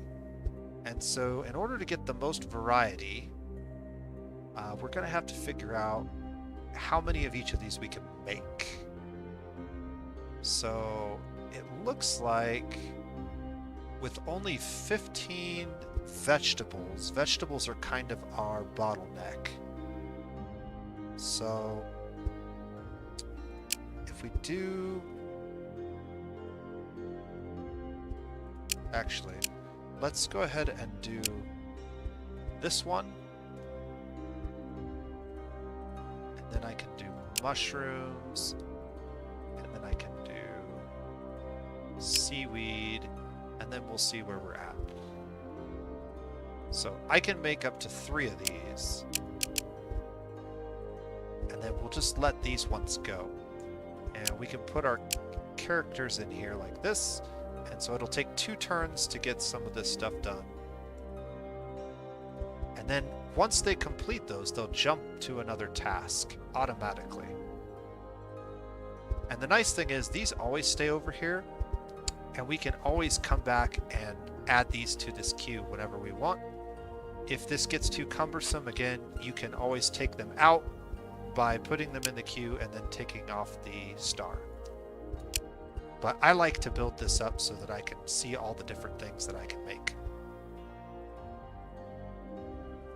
All right.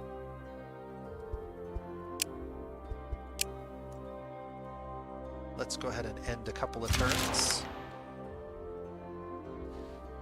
Every time you end a turn, you always have a chance of an adventure taking place for each of your parties. You sit down and rest by a tree. We notice that this bird is ruffled.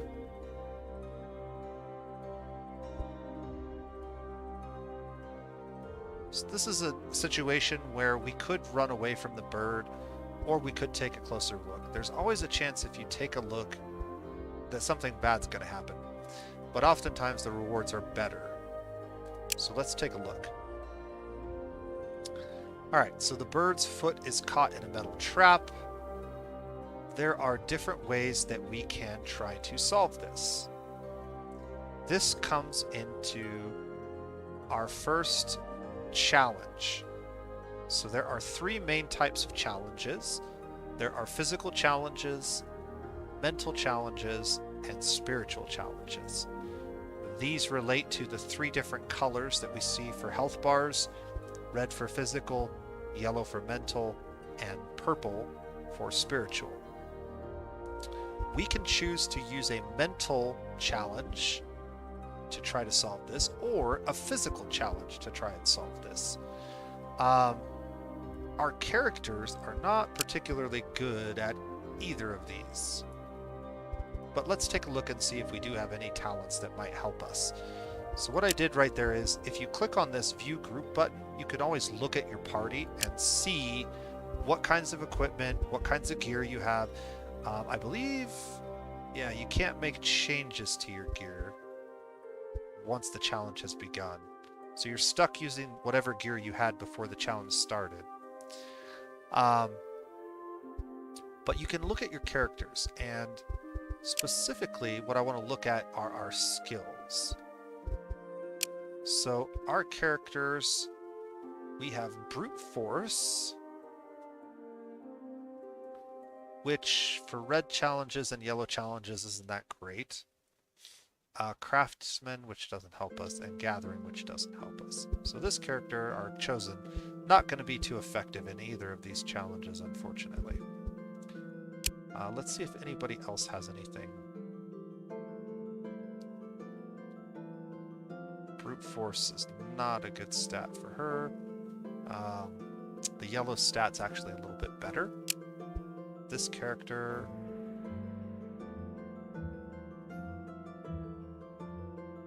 yeah, the yellow stat's a little bit better. Okay, this character has a special attack. So Hunter's Mark is a special attack that can be used in any type of combat, and it basically lowers an enemy's damage, which can be very, very helpful. She also has brute force, but being a child, not super effective. Definitely better in yellow, though. This character also not very good in combat. So based on what I'm seeing here, it makes the most sense, if we're going to do this challenge, to do it in yellow, because most of our characters have slightly better attacks in yellow than they do in red. So let's go ahead and do this. What this is this is a concept challenge. Concept challenges are special types of combat. They're denoted by the yellow card being hollow. So that hollow yellow card that we clicked on.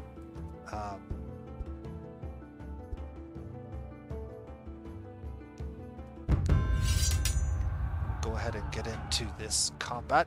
And there's a couple of special things about concept challenges. Concept challenges are not physical combat. They're not even like verbal combat. They're sort of like puzzles. And so combat is a very complex thing. I'm going to go through it fairly thoroughly this first time, and then we'll just add to it each time we encounter this in the future. Lots and lots of information on the screen. I did not like this system when I first encountered it. It's still not my favorite combat system, but it is growing on me, and it is better than it used to be. So, at the very top of the screen, we can see that our enemy has 4 cards in their hand. We have 5 cards in our hand. You can have up to 7 cards in your hand at a time. If you ever have more than 7 cards, or characters in this place, it will pick 7 random ones, and you will not get to choose which 7 are in your hand initially. And then each round of combat, you'll get a new random 7. As characters' health points get depleted, they get removed from your hand. They are not necessarily removed from the game, but any character that gets damaged in combat will take physical damage at the end of combat, unless you're dealing with conceptual challenges. Conceptual challenges are sort of special. So in conceptual challenges, you're not allowed to use any weapons, and any damage that you take in the combat round is ignored on your character total if you succeed.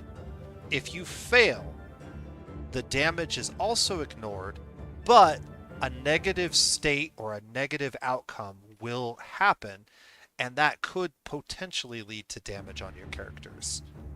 So, you gotta be aware of that. So basically, we can fight to the death, and as long as we win, as long as one of our characters is alive at the end, and all 4 of their cards are dead, we will win the combat. There is a special trick that you can use to help you win these types of combats, and that is this ability right here.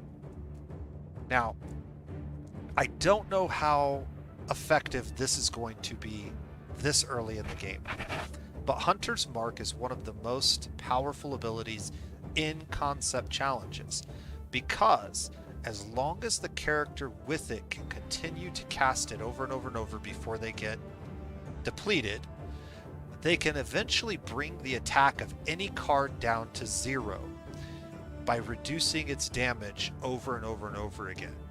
If you can get a card's attack to 0, it cannot hurt you. And even if you only have 1 hit point on 1 card left, eventually you will win the combat. So, we're going to try to use this in this particular combat, but it may not work out perfectly. Now, let's talk about how combat works. Basically, combat is broken up into these phases where we lay down cards, and then the cards act on whatever actions we placed on the table. If you've played some of these tactics card games that have come out recently, it's somewhat similar to that. The positions we put our cards have them act in specific ways. The cards sort of act out their combat, and then we pick up all of our cards and we do it again until all the cards are dead. So what this means is we get 1 action point. The little gear is an action point, and every combat has 7 action points. 7 action points means that if you had 7 cards in your hand, each card could act 1 time, as each card's first play costs 1 action point. And you'll see that on the card. 1 action point, 1 action point, 1 action point, all the way down the list. You also have the option of playing cards more than once, but each time you do it, it increases the number of action points spent. And so if you play a card more than once, you actually get fewer action points, or you get fewer cards on the table, essentially, than you would have. There can be a benefit to doing that if a particular card or a particular action is very powerful. So you'll have to kind of play with that strategy. Putting all your cards on the table is often not the best play. Placing 1 or 2 powerful cards multiple times can often win you the fight much better. We start with 1 action point and 0 delay. This number with the clock represents the amount of delay that gets added. You can think of delay kind of like initiative or turn order. Every character has a base action delay based on their ability, and then any additional delay that you add to it based on how late you placed your cards down. The later you place a card down, the more delay you have on it, and the later in the turn that action will take place. There are some actions that take place instantly, and so it's often best to play those at the very end of your turn so that the delay is not really added to the effect. And we'll see that when we play Hunter's Mark. So the very first thing that we want to do is just place one of our cards. And placing a card with a high delay or a high stats, something that's relatively tough, like one of these 2 characters who have good health and a little bit of shielding, is probably our best play. So we'll go ahead and throw her down, and since we don't really know where to put her, we're going to put her... well, there is some strategy to this. Generally, you'll want to spread cards out to avoid AoE attacks. So some cards have AoE attacks. In order to avoid them, you put your cards far apart, or at least one tile apart, so they're less likely to be damaged. So we'll put one of them in that spot. Okay, so now we have an idea of what we're dealing with. So the opponent used its 2 action points to place 2 of these cards. Each of these cards has a single melee attack which will deal 4 damage to a card on the table. Currently, you can see that they're both targeting her because she's the only thing on the table. As we put more cards down, that might change. Also, we can see that she's going to attack that card because it's the closest enemy to her. And you can see over here, because these things have a faster attack than us, they're both going to act before she does. Now we have the option of placing 2 more cards on the table because we have 2 action points in this round.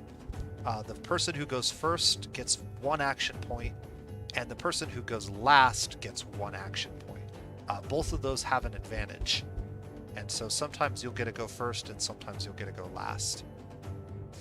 One important thing to note, you can always end your turn without placing cards, and the action points will roll over to the next turn. However, you will also get the delay. So if I want to take advantage of +2 delay instead of +4 delay, I need to place the cards now. If I choose to wait, I'll still get to use these action points and these action points, but both sets of action points will have 4 delay attached to them. So that's another important detail to pay attention to. What we're going to do is we're going to go ahead and place her card down.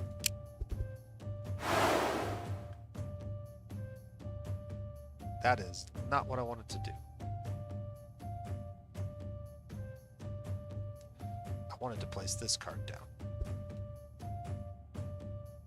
But either way, we have to be very, very careful here. So right now we're looking at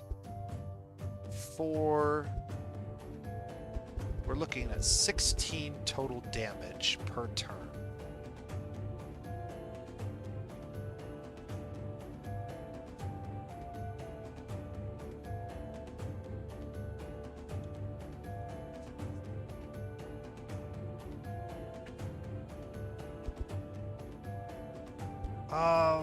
Okay.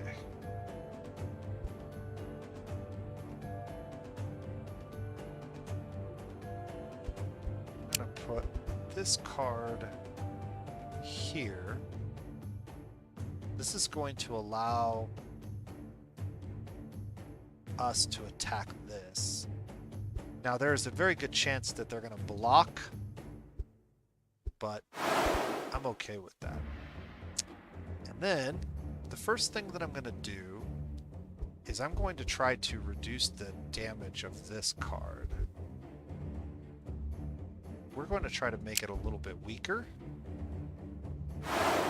because it's going to be the most difficult card to deal with. Since it's in the back line, it's difficult to hit it, and because of its ability to select its own target, we want to make sure that these guys can't attack our children if we end up having to place them. Also, you'll notice that my child has 2 action points since we used her ability once, but we can use it again, and we're going to spam it and try to get this attack down to 0.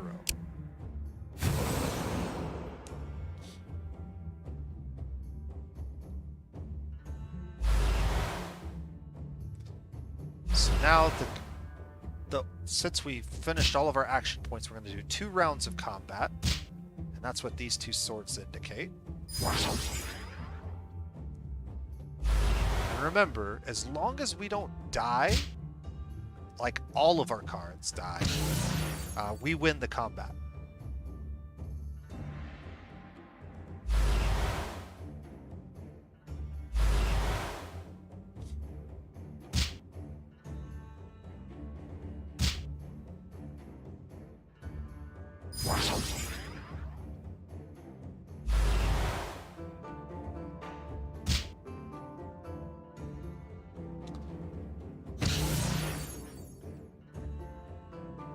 Alright, we're in pretty good shape to win this. So what we're going to do is we're going to place this card. And we'll start right there. She's going to place those.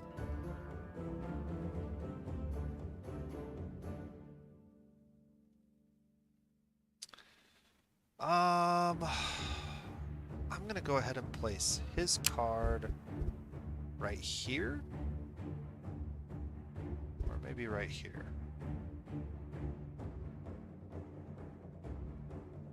Yeah, we'll put his card right there.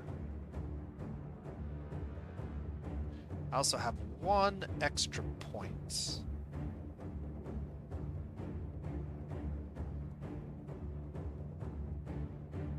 Doesn't seem like it makes a lot of sense to put this card on the table, so I'm going to save my extra point for now, because the target that I really want isn't on the table yet.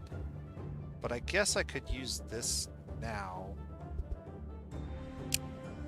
on this card, and then I can use it the second time on the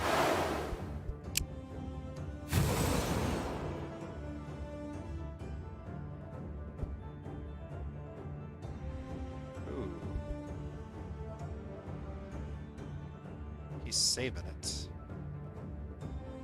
Okay, so I've got 2 points this round, and I've got 2 points next round. So I can play this guy's card here, and then I can play this. Yeah, perfect. Alright, so we got 4, 8, 9, 10, 11. Oh.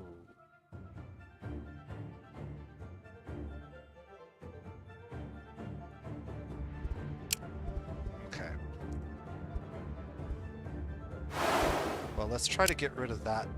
So that attack is now to 0, so we don't have to worry about this card anymore.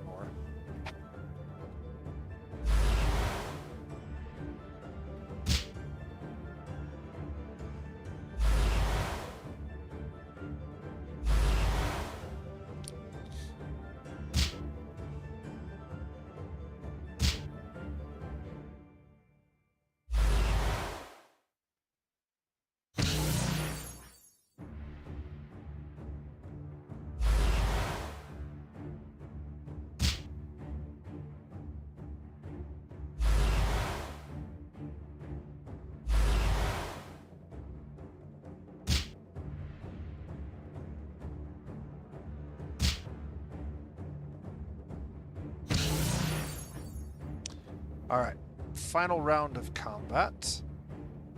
One of the cool things about the Hunter's Mark ability is that it stays on a card throughout the entire combat.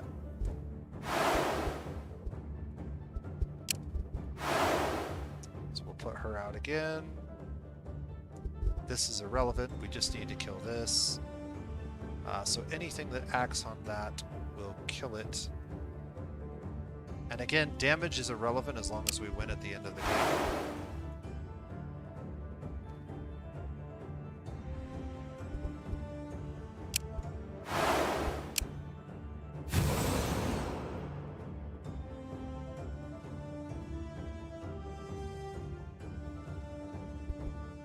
So we can just keep spamming this.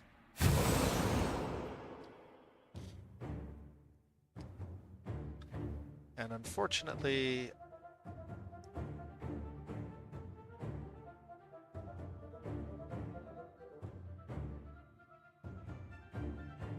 I can't cast it again because I only have 2 points. But I could put her on the table again, and she has the most health. So we'll just stick her over here, and that should be enough to finish this off.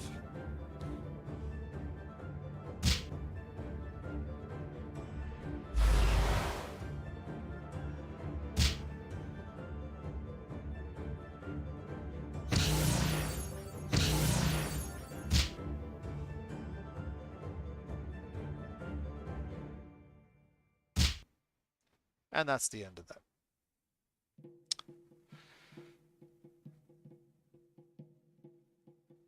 All right, so we free the stork. The stork gives us a blessing. Blessings give you a stat boost for a certain number of turns.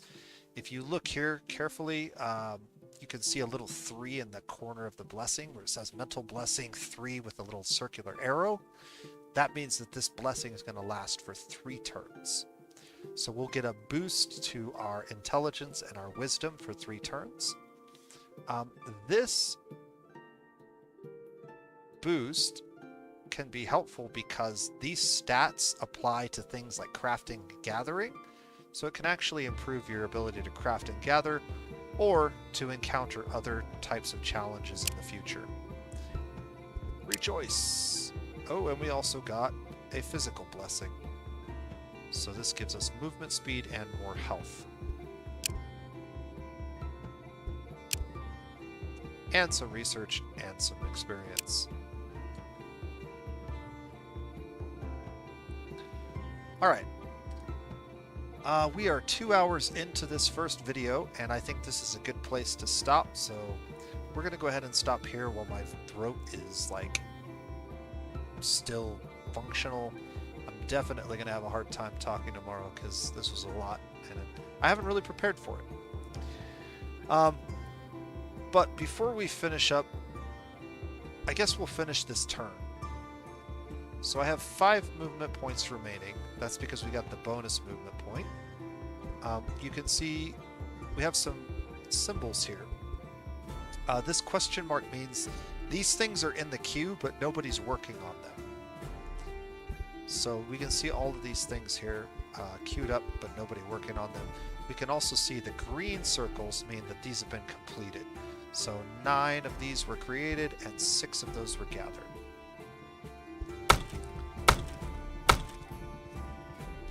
I remember I told you before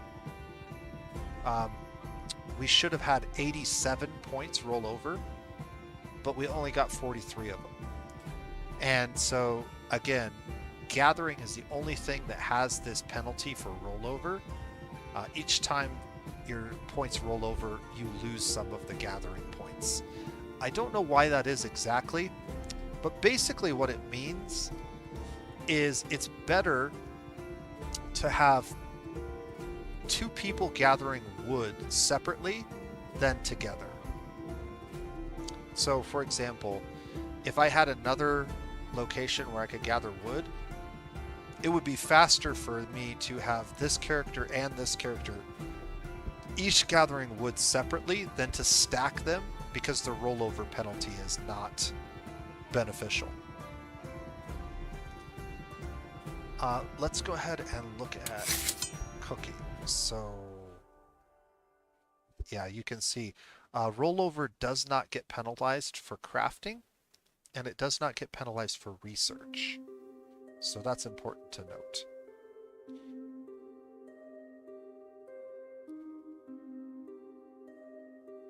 All right, he will finish this in 1 turn. We should then have enough stone to begin crafting this tool. We are no longer going to craft this one, so I'm going to go ahead and cancel that one.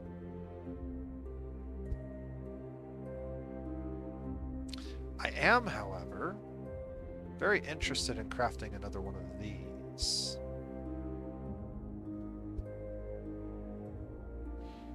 But in order to do that, I need a little bit of amber. Now, where might I get a little bit of amber? I know a location. If I right-click this icon here where it says Toggle Show Equipped, it will actually show the gear that my characters are holding. And one piece of gear that we're holding is an amber club.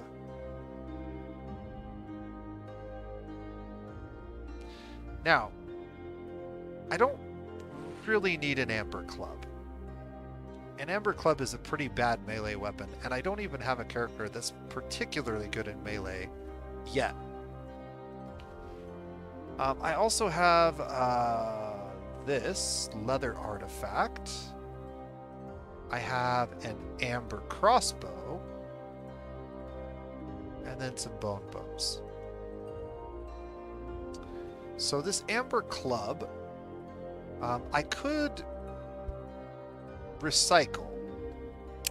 Using the recycle button allows me to break this into its constituent parts. Now, it won't give me the full amount that was used to create it, but it will give me a little bit of amber and a little bit of stone. Sandstone, to be specific. So I'm going to go ahead and destroy that. And that actually gave me, it looks like 3 sandstone and 4 amber, which is just enough to do what I want to do.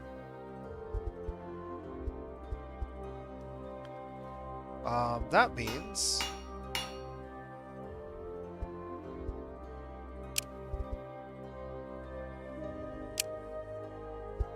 I can create one of these. It also means that instead of needing 3 of these, I only need 2.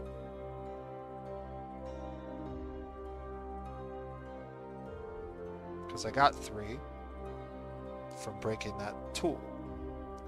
And that will save me some of my clay and some of my coal for now.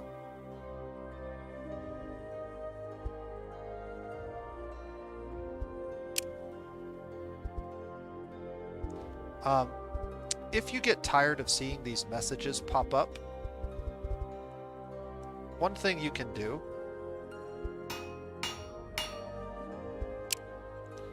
this little bell icon is the alert message. If I disable this, it will no longer pop up over to the side telling me that this is empty and needs somebody to work on it. So that's what this little bell icon means. I can do the same thing for my food if I want to disable these because I know nobody's working there. I don't need that pop-up every turn telling me, hey, nobody's working this, nobody's working this. So we can disable those. And we'll go ahead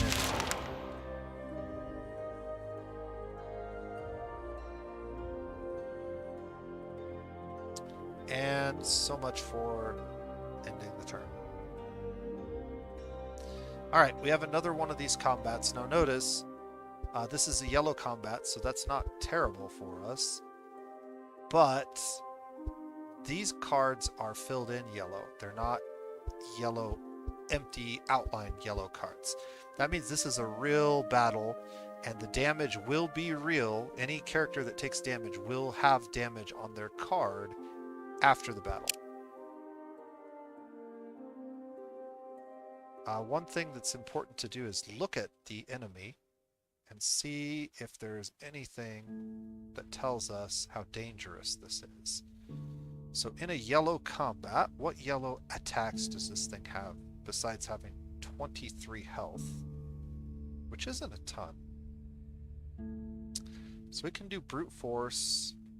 Its yellow attack will be 3.6 damage. That's not scary. Dive attack is a red combat ability only. That's not scary.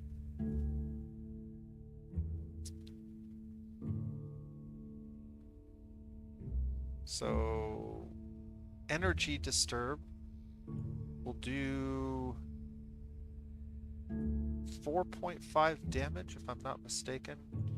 It does 1.5 base damage plus the 3.0. Light connection just reduces the time.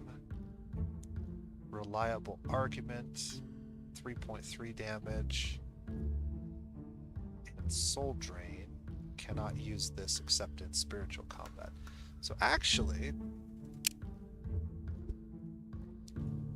this probably is a combat we can win. If I look at the auto-resolve says victory with injuries.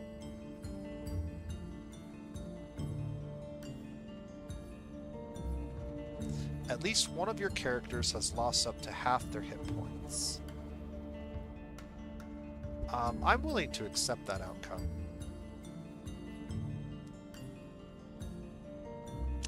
Do Do I think that I could do better? Oftentimes the auto-resolve will give you things that are very easy to overcome with the right skills. I'm going to resolve this manually.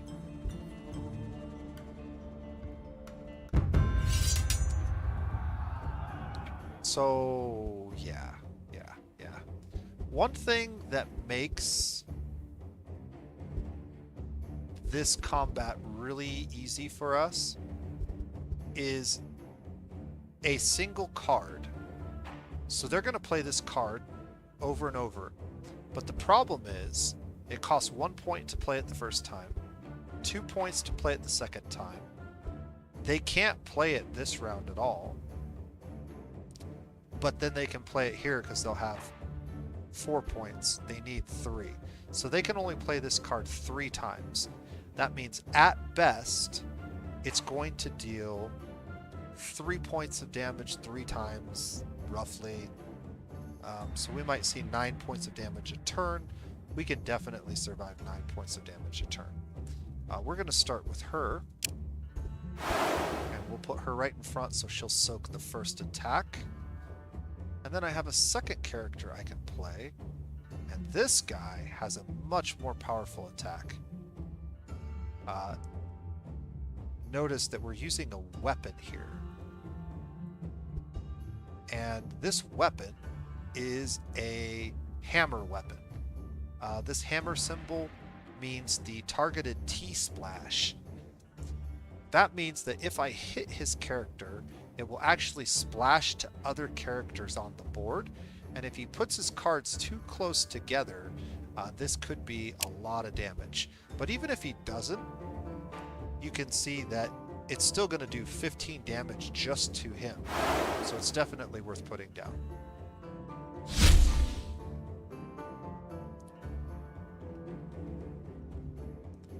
Okay, so now we have another card that I can play.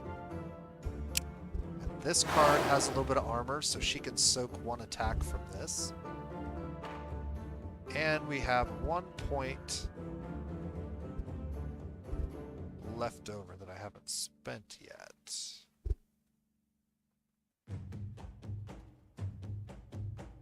And I think what we're going to do is we're going to start playing this.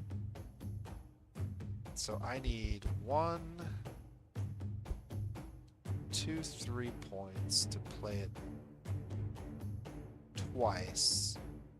I won't be able to play it that last point, but I could play this. So yeah, let's go ahead and play this card, even though it's not really all that strong. We'll play it right there. He skipped his turn, and now I get to play this card. And I can play this card 1 time. Like that.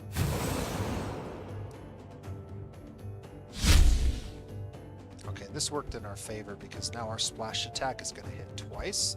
So the main 15 damage will hit here, and then a splash amount will hit over here, which will basically kill this card. But also, I can use Hunter's Mark again.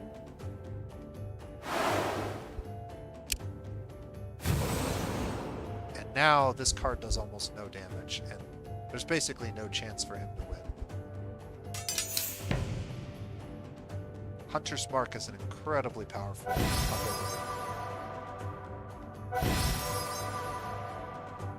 There's my 15 damage plus splash, which adds up to 22. And that's that. Very nice. So one of our characters got a mental blessing for combating that. And we leveled up. Okay, I wanted to finish what I was trying to show here. So notice all of those pop-ups didn't pop up this time because we disabled the bell alert. And we've got our first level up. So all 4 of our characters leveled up.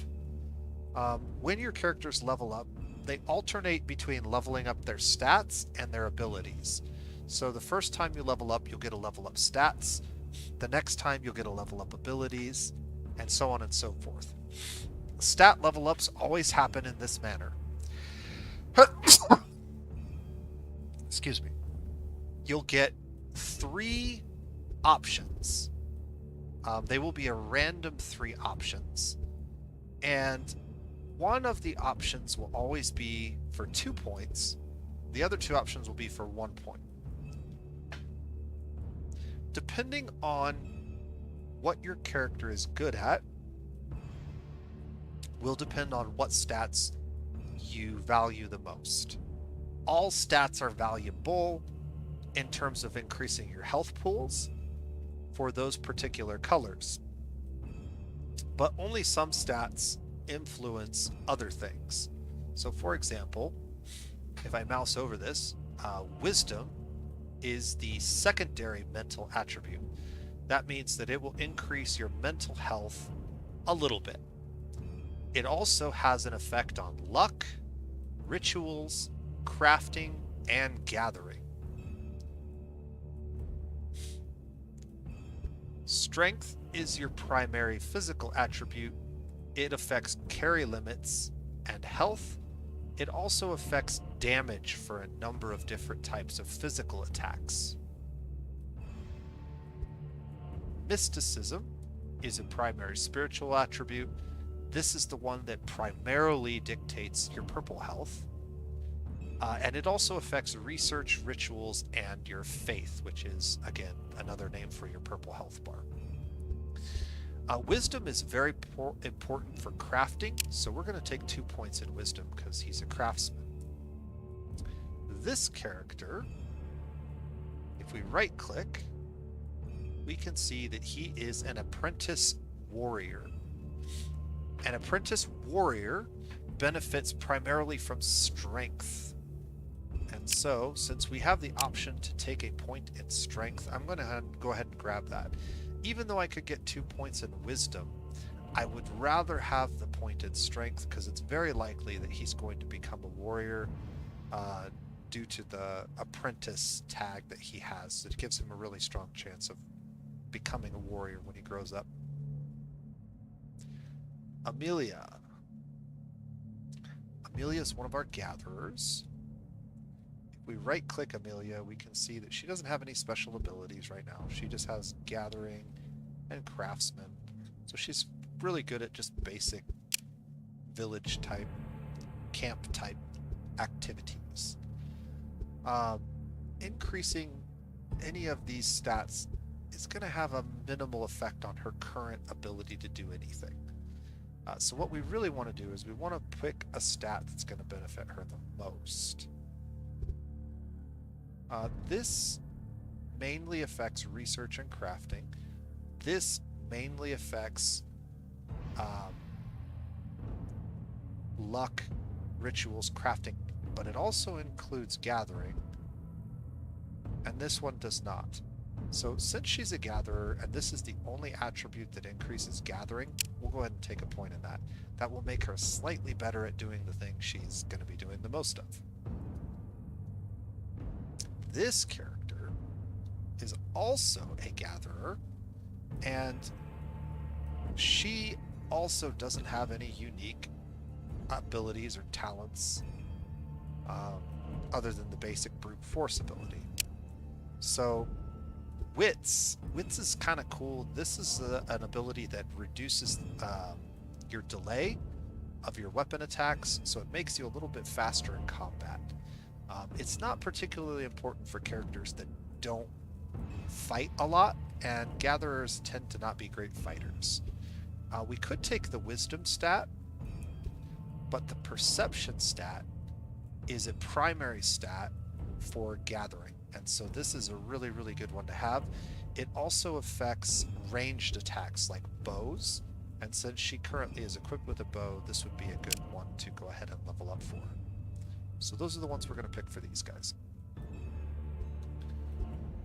Alright, I think we got all of that completed now, so if I go to cooking and composites, you can see that this character is no longer doing the stone composite conversion.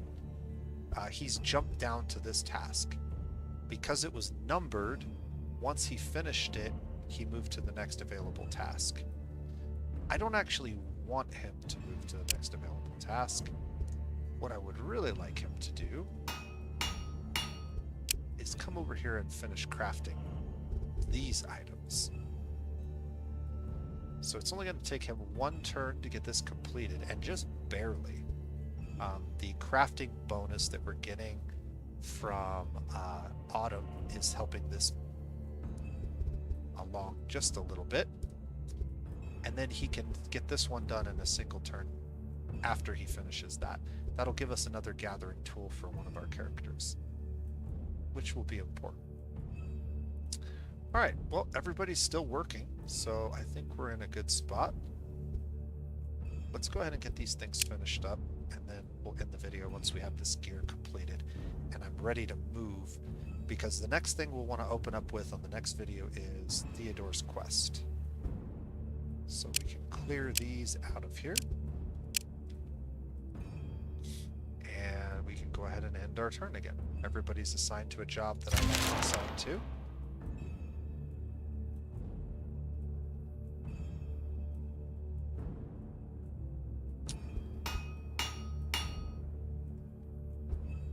So you can see that that tool that we were working on is no longer here, and he's automatically moved down.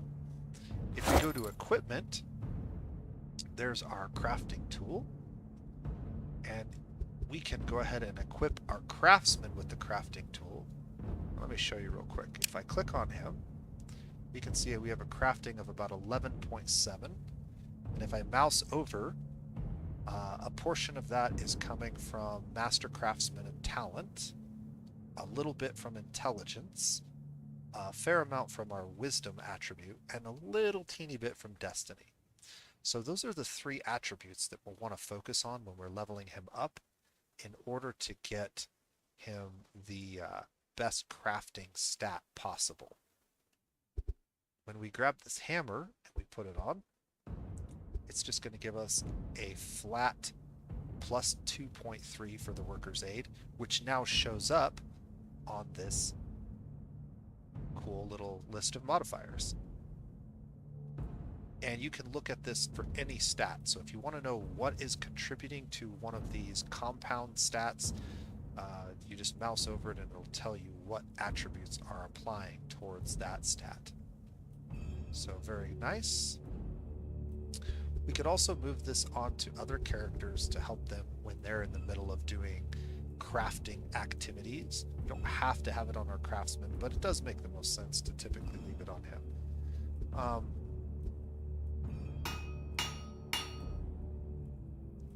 It does have a chance to influence these numbers a little bit, so it didn't in this case. It's not quite a big enough bonus, but in the future it might.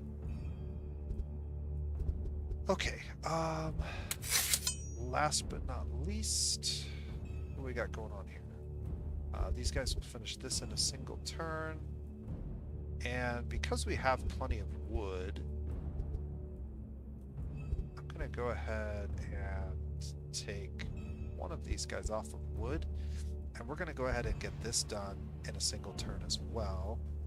And then because I still have a lot of seaweed,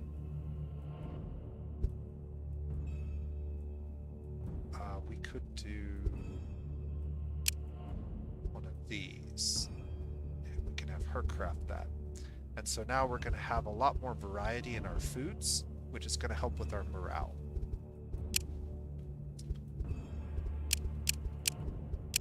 So when we end our turn, ooh, another challenge. I know we're pretty bad at concept challenges, so this is probably a challenge we want to do a regular attack with. The advantage of doing the regular attack is we can use our bows, we can use our weapons, but if we fail,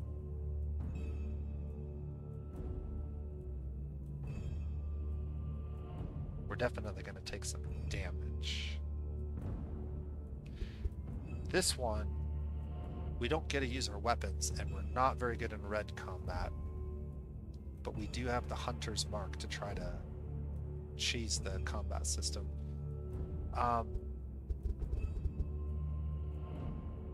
Let's see if we can auto-resolve this.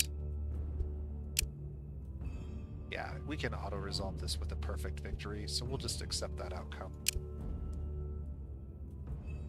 And we'll get a physical blessing. And a little bit of experience. Okay, and then this character has leveled up.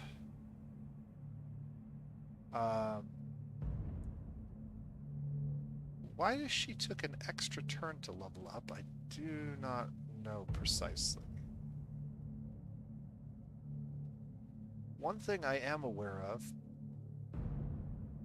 is that your luck influences your XP. And so perhaps because she doesn't have as high a luck as some of the other characters, that might be influencing her leveling. But either way, she's a hunter. She benefits mainly from perception as a hunter, and so we're going to pick that. Another thing to keep in mind when you're picking stats is to look at some of these things. And so Hunter's Mark is an ability we really like using, and it primarily benefits from perception. So the higher your perception is, the more effective Hunter's Mark will be. So putting more points into perception is going to be good, and looking at these abilities as we level up characters is going to be important when we determine what stats to take. So we'll go ahead and take that. Now we have another one of these gathering tools, and because these tools are pretty light and easy to carry, even a child can carry them. So that's the benefit of having light tools made of gems. She's a pretty good gatherer. High perception means her gathering is going to be a little bit higher than his will be. The tool's obviously helping there. If we take the tool off, we can see 1.8 versus 2.8, so still significantly better, but with the tool, even better still. Okay, and I think this is a good place to go ahead and end the video, because at this point,